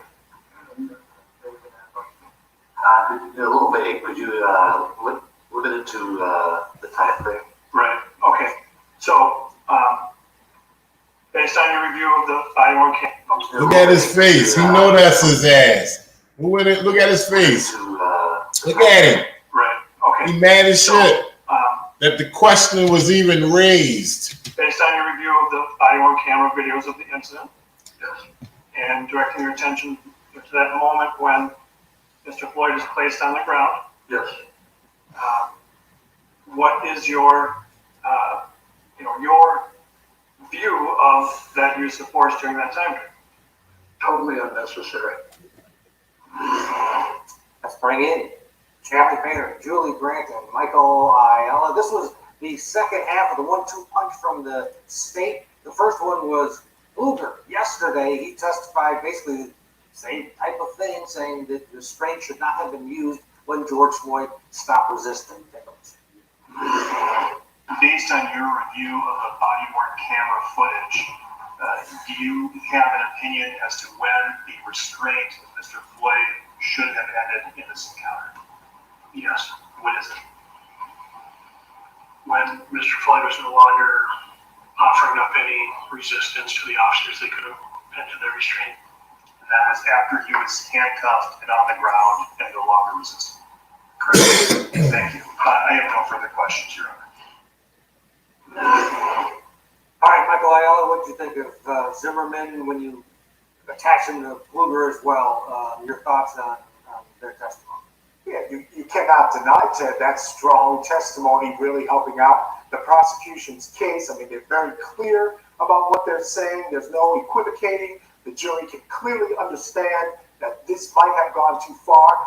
But there are sort of some weaknesses in their testimony. And by that I mean, they were not at the scene. What you can see in the cross-examination by Nelson of these witnesses is that he's focusing on judgments at the scene.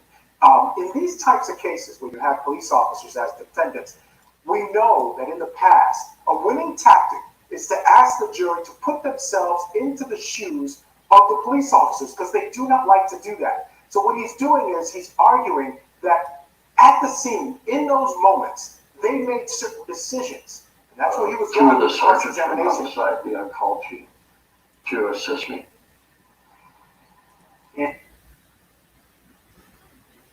And as you were doing that, did you undertake any other actions to try and identify? So many Americans, if the Republicans, I've looked from a little bit for murder trial. The trial is over for the day in the Derek Chauvin murder trial, but we will have some legal analysis from Ben Taylor at the top of the hour, breaking it all down. What happened today? Here are some of the highlights from a little bit earlier. Two of the sergeants from homicide, the on-call chief, to assist me. And as you were doing that, did you undertake any other actions to try and identify things that might be helpful for the investigation? Yes. Like what? If you stand in the center of the intersection and you look for, first of all, you look for video cameras that may be hanging from different buildings, or in this case, milestone cameras. What is a milestone camera? It's a city camera that's set up in different areas of the city, and they can be monitored to help us deter crime or to help if a crime occurs.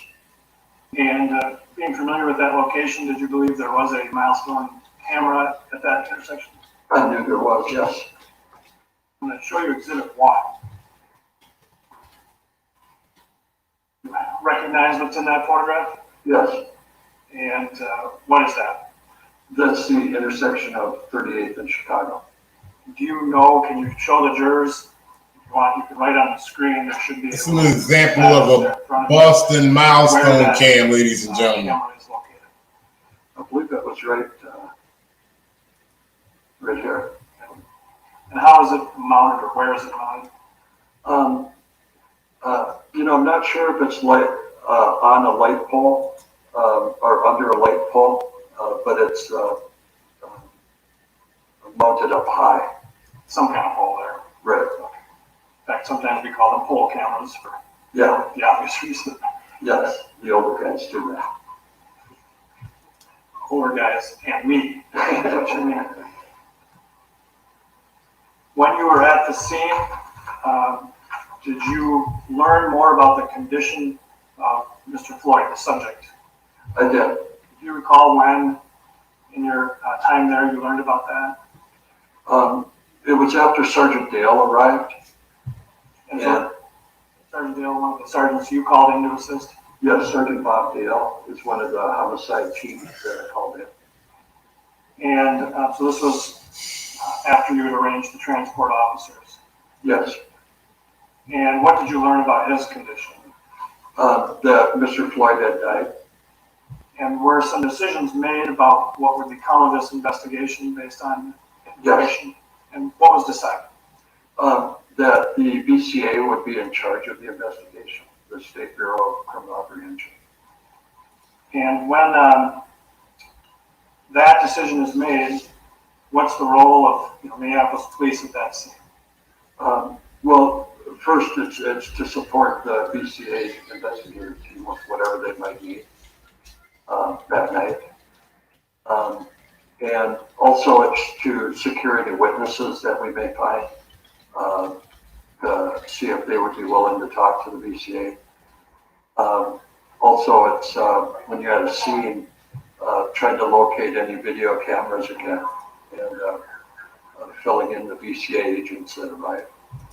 And welcome everyone here to News Now from Fox, and thanks to all our new viewers from around the country and around the world here as the trial has ended for the day. We knew it was going to be a shorter day because of the Easter weekend, and hey, it was the first week there of the trial. Wanted to give the jury a little break right there. So we had a lot to discuss right there. There was a couple of witnesses that we want to talk about, and we will be bringing you that analysis here in just a moment. Hi, everyone. Mike Pace here. Thanks so much for joining us here today. What we try to do is really go gavel to gavel when it's going on the trial, and then give you the breakdown from Attorney Bentic.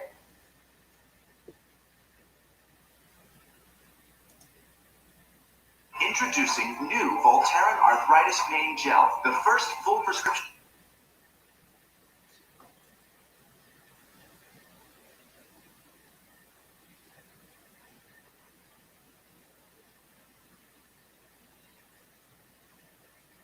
Training you need to do to maintain your peace officer's license, correct? Yes. And as a Minneapolis police officer, where do you get that training from? Well, we'll get it from our training unit. We'll also get it from outside sources, different schools that are being put on. Some that are specific to homicide, some that are, a one-day course, some may be a 2-week course, that kind of thing. Does that training include instruction on the use of force? Yes. And how often do you get instruction on the use of force? Once a year. And how many officers have to go through that use of force training every year? Every officer on the police department. That includes the guy who's number one in seniority? That includes me, yes, absolutely. And when you, let me ask it this way. Are there also Minneapolis Police Department policies about the use of force? Yes, there is. And are you required to be familiar with those policies? Yes, you are. And when you do that use of force training, does it cover the policies as well? Yes. You also do some physical activity, taking people down and rolling around. Yes, we have a mat that we use at our SOC center, and it's like a huge wrestling mat. And are you familiar with the use of force continuum? Yes. Is that part of the Minneapolis Police Department use of force policy? Yes, it is. Can you just describe in general what that means to the jurors? Yeah, so basically the use of force continuum is guidelines, or it's policy actually, that we have to follow. And it's when, for instance, when you arrive at a scene, no matter what the scene, the first level, the lowest level, would be just your presence at a scene in uniform. The next step up, maybe your verbal skills that you've learned to help diffuse a situation or learn information about whatever the situation is. The next step would be like a soft technique, escorting the person by their arm, that type of thing. The next level would be a hard technique. That's where you would use your, you maybe have to use your mace or handcuffs, that kind of thing. And finally, the top level on the continuum is deadly force. And so those levels change, how, under what, or for what reasons might that change? Yeah, well, if you're, say you arrive at a scene and somebody's pointing a gun at you or shooting at you, of course you go to the top level, and that's how they may change. So it's relative to the threat. Right, yes. When it comes to maybe under... So he's explaining the levels of force that they use on any situation when arriving on a scene. And he just said that the highest level is deadly force. And that's when like somebody is pointing a gun at you. So it's an example that he's saying that what I'm getting out of it is that deadly force wasn't needed because there was no level of any type of threat against the officers that was deadly.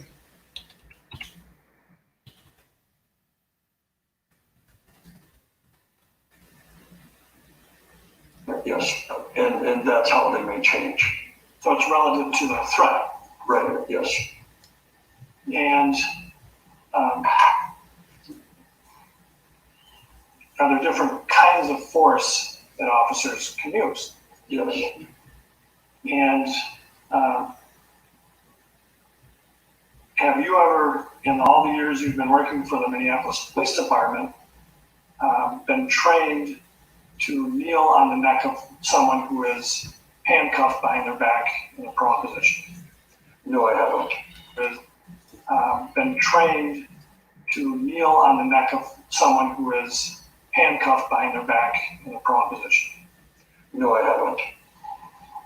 Is that, if that were done, would that be considered force? Absolutely. What level of force might that be? That would be the top tier, the deadly force. Deadly force. Because of the fact that if your knee is on a person's neck, that can kill him. Because of the fact that if your knee is on a person's neck, that can kill him. Look at his face. Look at him. And in He your tight. time with the Minneapolis Police Department, He tight right now. over the years, have you received training on restraining people? That ballpoint pen can't save With the him. Minneapolis Police Department, over the years, have you received training on restraining people? Yes. Including the use of handcuffs? Yes. Shouts to Ira Z, Spooky Press on Free. What up? You are handcuffing somebody. When you handcuff them, what is your responsibility as an officer with regard to that person? Well, could I give you an example? Okay. Wow. Let me ask you this again. If you, as an officer, according to training, you handcuff somebody behind the back, what's your responsibility with regard to that person from that moment on? That person is yours. He's your responsibility. His safety is your responsibility. His well-being and is your responsibility. Once you handcuff somebody, does that affect the amount of force that you should consider using? Absolutely. How so? When the person is cuffed, the threat level goes down all the way, to they're cuffed. How can they really hurt you, Well, certainly there could be certain circumstances when a cuffed person could still be combative. Oh, absolutely, yeah. But you getting injured is way down. What do you mean by that? Well, if you're, you can have some guy try to kick you or something, but you can move out of the way. That person is handcuffed, and they, the threat level is just not there. So by handcuffing somebody, you've taken away some of their ability to harm you. Absolutely. And if somebody who is handcuffed becomes less combative, does that change the amount of force that an officer is to use under policy? Yes. How so? Well, if they become less combative, you may just have them sit down on a curb, or the idea is to calm the person down. And if they are not a threat to you at that point, you try to,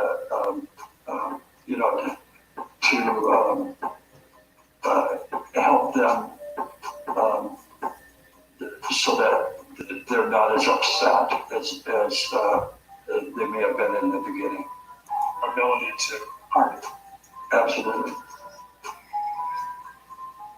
And if somebody who is handcuffed becomes less comfortable, what do you mean by that? Well, you know, if you're, you can have somebody try to kick you or something. It's well-being, and it's your responsibility. Once you handcuff, you are handcuffing somebody. When you handcuff them, what is your responsibility as an officer with regard to that person?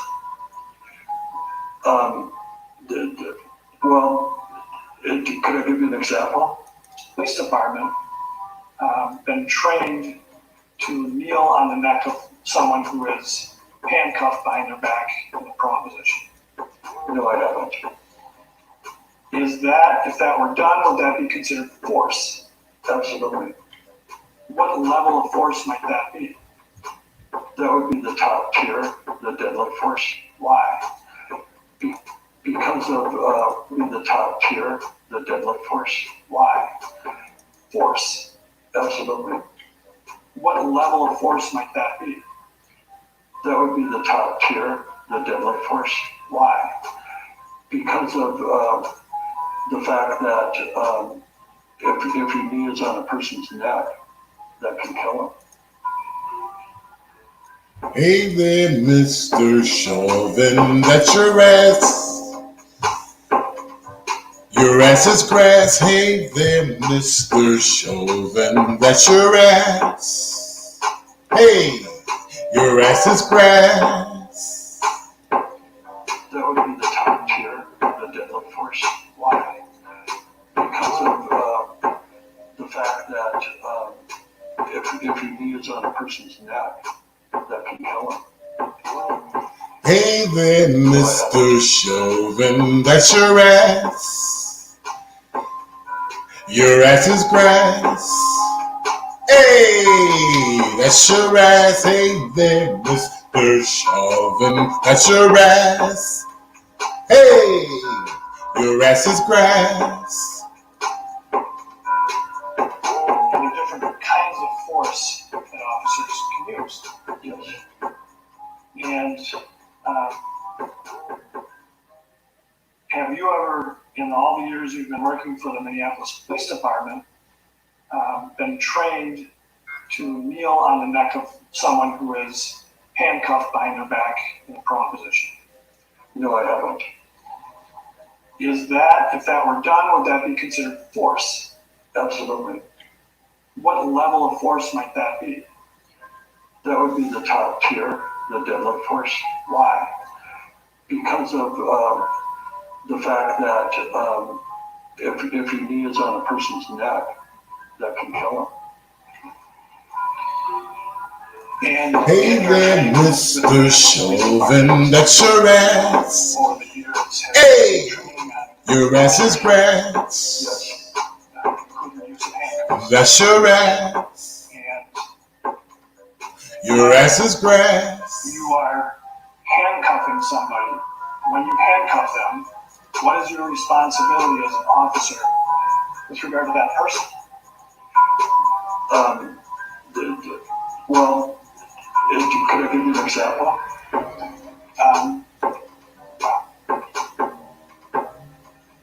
Let me ask you, you handcuff somebody behind the back. What's your responsibility with regard to that person from that moment on? That person is yours. He's your responsibility. His safety is your responsibility. His well-being, and it's your responsibility. Once you handcuff somebody, does that affect the amount of force that you should consider using? Absolutely. How so? Once a person is cuffed, the threat level goes down all the way, to they're cuffed. How can they really hurt you? Well, certainly there could be certain circumstances when a cuffed person could still be combative. Oh, absolutely, yeah. But you getting injured is way down. That's your ass. Well, you know, if you're Your ass is have grass. some guy trying to kick you or something, That's your ass. but you can move out of the way. Your ass is grass. You know, and they the threat level is just not there. So by handcuffing somebody, you've taken away some of their ability to harm you. Absolutely. Up to 50% off on flights.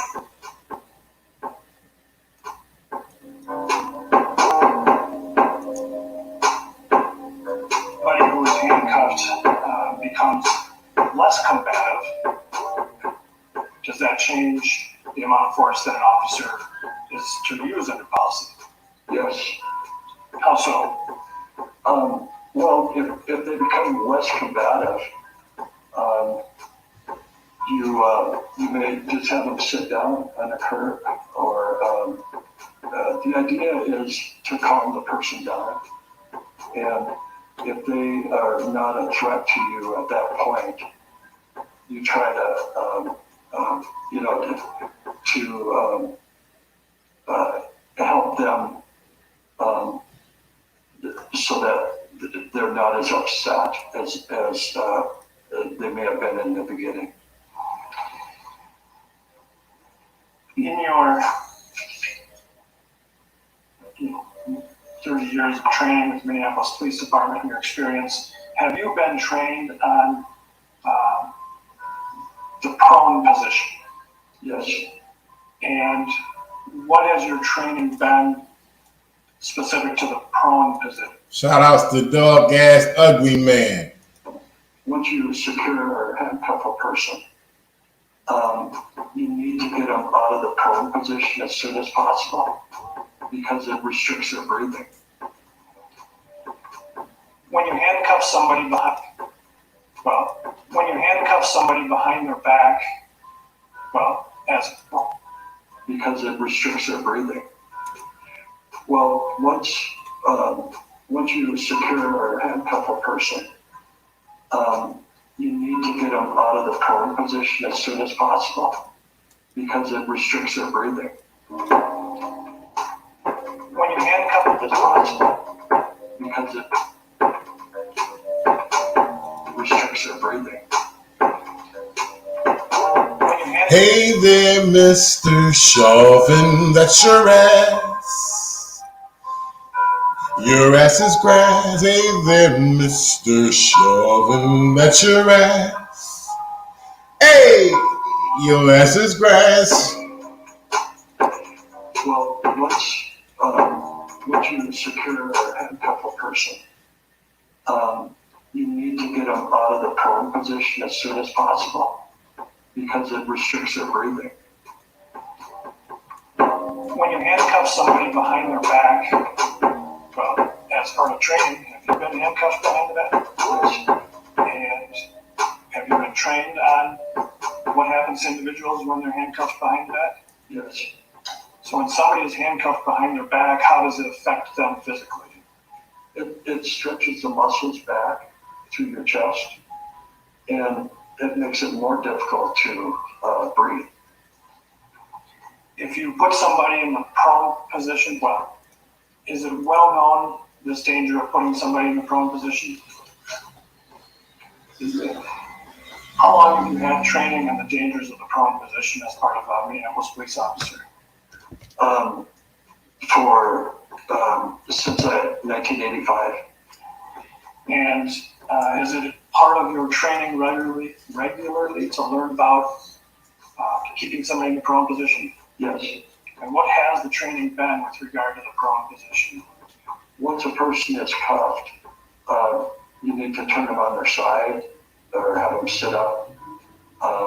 You need to get them off their chest. Why? Training been with regard to the prone position? Once a person is cuffed, you need to turn them on their side or have them sit up. You need to get them off their chest.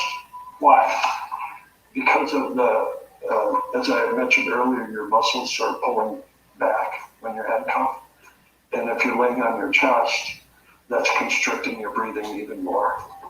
Hey there, Mr. Chauvin, that's your ass. Is it part of your training? Your ass is grass. To learn about keeping somebody in the prone position? Yes. And what has the training been with regard to the prone position? Once a person is cuffed, you need to turn them on their side or have them sit up. You need to get them off their chest. Why? Because of the, as I mentioned earlier, your muscles start pulling back when you're handcuffed. And if you're laying on your chest, that's constricting your breathing even more. Hey there, Mr. Chauvin, that's your ass. Hey, your ass is grass. That's your ass.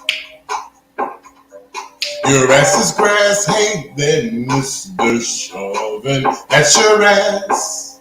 Hey, your ass is grass.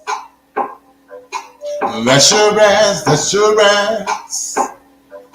Your ass is grass. Is it well known this danger of putting somebody in the prone position? How long have you had training in the dangers of the prone position as part of a Minneapolis police officer? Since 1985. And is it part of your training regularly to learn about keeping somebody in the prone position? Yes. And what has the training been with regard to the prone position? Once a person is cuffed, you need to turn them on their side or have them sit up. You need to get them off their chest. Why? Because of the, as I mentioned earlier, your muscles start pulling back when you're handcuffed. And if you're laying on your chest, that's constricting your breathing even more. That's your ass. Your ass is grass. That's your ass. In your training as a Minneapolis police That's officer, your ass. training on medical intervention. Yes. I assume you're not, taught to be paramedics, but you received some level of training. Yeah, we're first responders, I think is what our category would be. Does that include doing what we think of as CPR, chest compressions? Shout out Big Will. How often is that part of your training? CPR, it's like every other year or so. And as part of your training within the Minneapolis Police Department policies, is there an obligation to provide medical intervention when necessary? Absolutely. What is the general teaching that you get with regard to medical intervention? Well, again, it's been that you need to provide medical care for the person that is in distress. And would that be true even if you... Medical care for the person that is in distress. Hey there, Mr. Chauvin, that's your ass. An ambulance to come to the scene? Yeah, absolutely. The ambulance will get there. Your ass is grass. In whatever amount of time. And in that time period, you need to provide that is in distress. And absolutely. What is the general teaching that you get with regard to medical intervention? Well, again, it's been that you need to provide medical care for the person. Your ass is grass. And would that be true even if you call an ambulance? Well, again, it's been that you need to provide medical care for the person that is in distress. Your ass is grass. Even if you call an ambulance to come to the scene. That's your ass. Hey there, Mr. Chauvin. That's your ass. Hey, your ass is grass. In that time period, you need to provide medical assistance before they arrive. Lieutenant Zimmerman, I want to draw your attention back to the incidents. He's tight. Look at him. He is tight. You're going to burn. About When it comes to Nivea Nourishing Body Wash, Hey there, Mr. Chauvin, that's your ass. Woo! Your ass is grass. That's your finishing ass. your work there. Your ass is You grass. had the opportunity to review some video of that incident. Yes. And you recall what that video where you saw it? Yes. And was it the, what we call it, the Darnell and Fraser video? Yes. Did you watch that video in its entirety? Yes, I did. And since then, have you had an opportunity to watch other video of the incident? Yes. And specifically, have you watched body-worn camera video of the incident from the involved officers? Yes. And based on that, and your years of training and experience with the Minneapolis Police Department, you saw Officer Chauvin with his knee on Mr. Floyd's neck, correct? Yes. Would you call what you saw there a use of force? Yes. And did that use of force continue until the ambulance arrived? Yes, it did. Was there any change in the level of force being used until the ambulance arrived? No. And what do you think about that use of force during that time period? I'm sorry? What do you think about that use of force during that time period? You're a little vague. Could you limit it to the time frame? Right. Okay. So, based on your review of the body-worn camera videos of the incident, yes, and directing your attention to that moment when Mr. Floyd is placed on the ground, yes, what is your view of that use of force during that time period?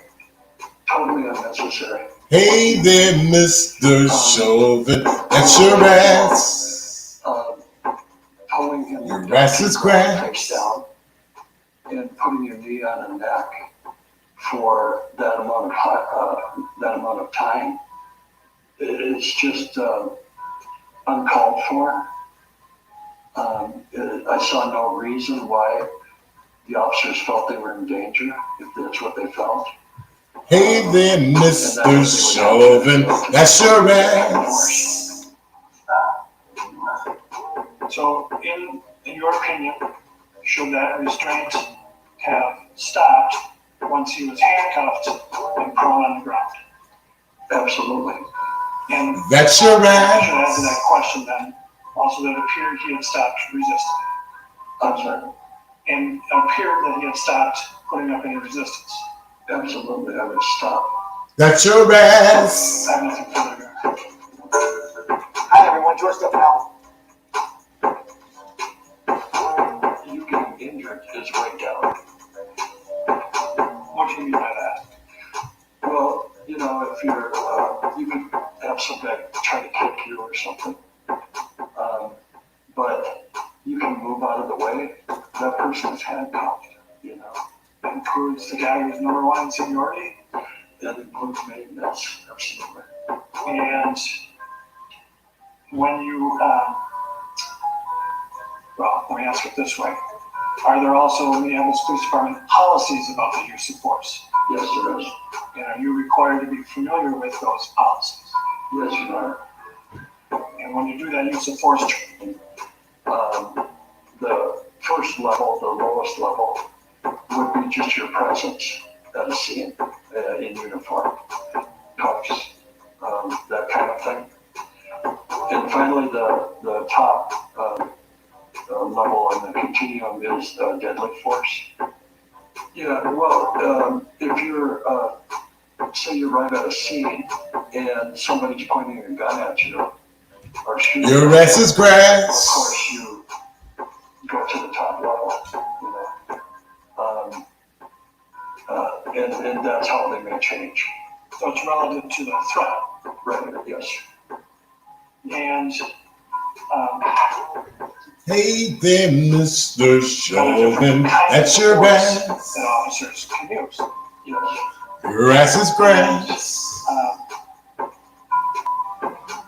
have you ever, in all the years you've been working for the Minneapolis Police Department, been trained to kneel on the neck of someone who is handcuffed behind their back in a prone position? No, I haven't. Is that, if that were done, would that be considered force? Absolutely. What level of force might that be? That would be the top tier, the deadly force. Why? Because of the fact that if your knee is on a person's neck, that can kill them.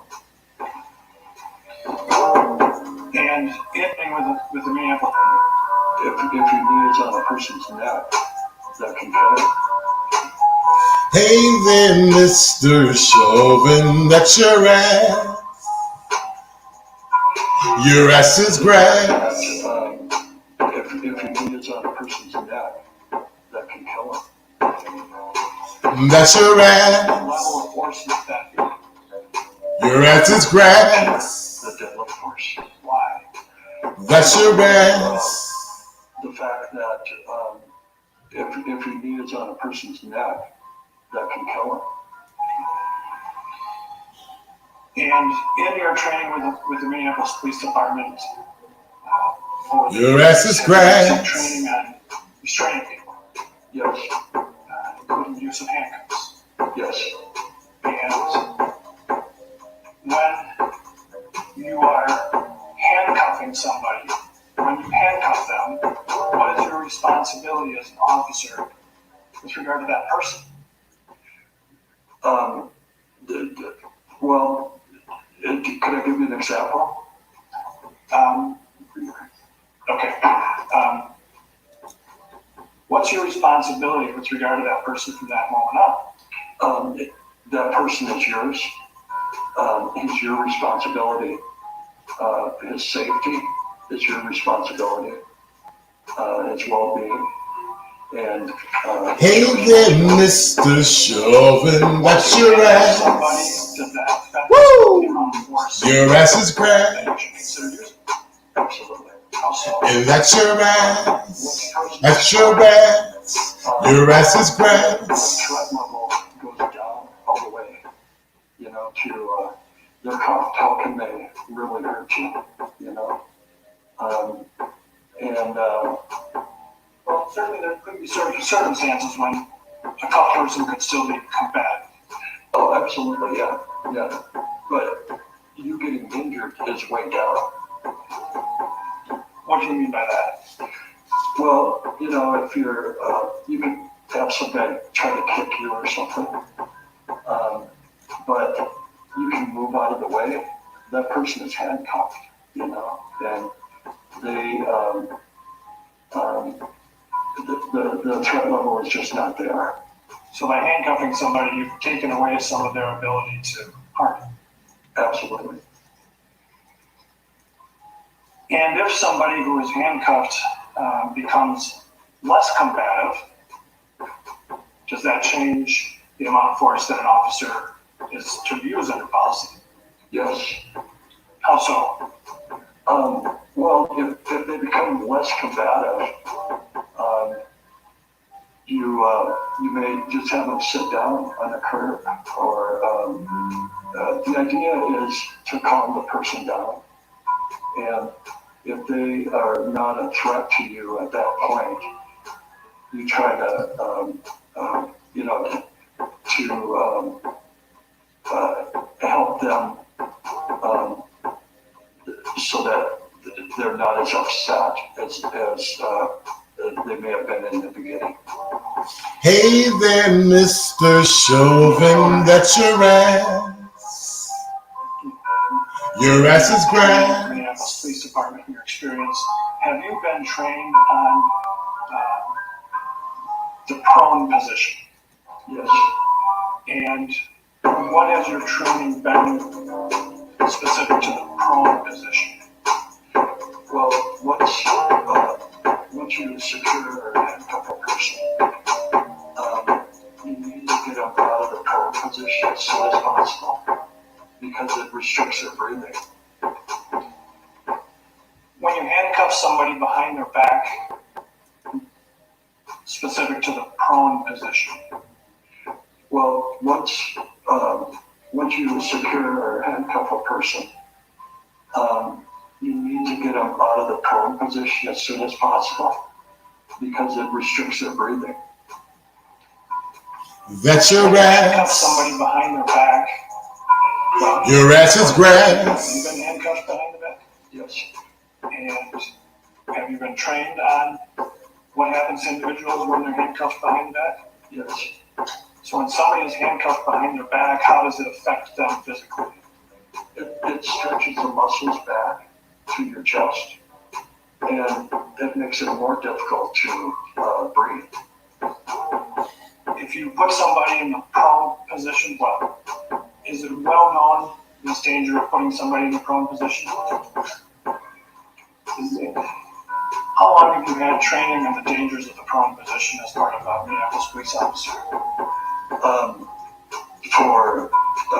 Since 1985. And is it part of your training regularly to learn about keeping somebody in the prone position? Yes. And what has the training been with regard to the prone position? Once a person is prone, you need to turn them on their side or have them sit up. Hey, Mr. Shoulder, that's your ass. Why? Because of the, as I mentioned earlier, your muscles start pulling back when you're handcuffed. And if you're laying on your chest, that's constricting your breathing even more.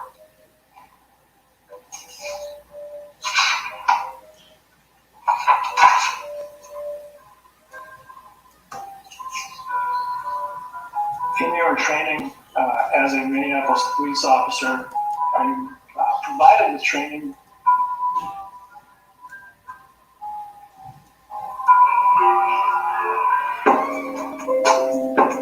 Hey man, I want to give a special shout out to everybody that rocked out with me on this live stream.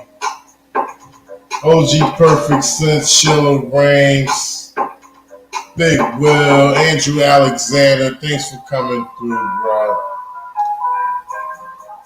Sadie Humans, Spooky Free Press, Downtown Tarzan Brown, Dog Acid Ugly Man, thanks for coming through. Six Estate, appreciate all y'all. Everybody that was in here earlier, Scotsman Cooper. Yeah, I'm glad y'all enjoyed me.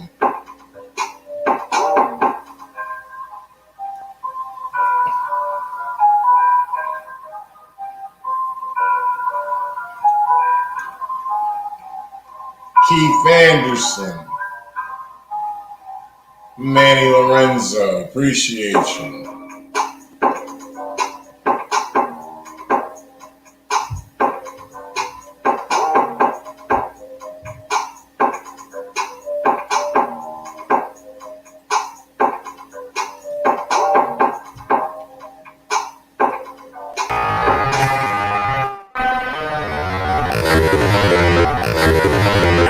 It's a very psychological thing that's happening here.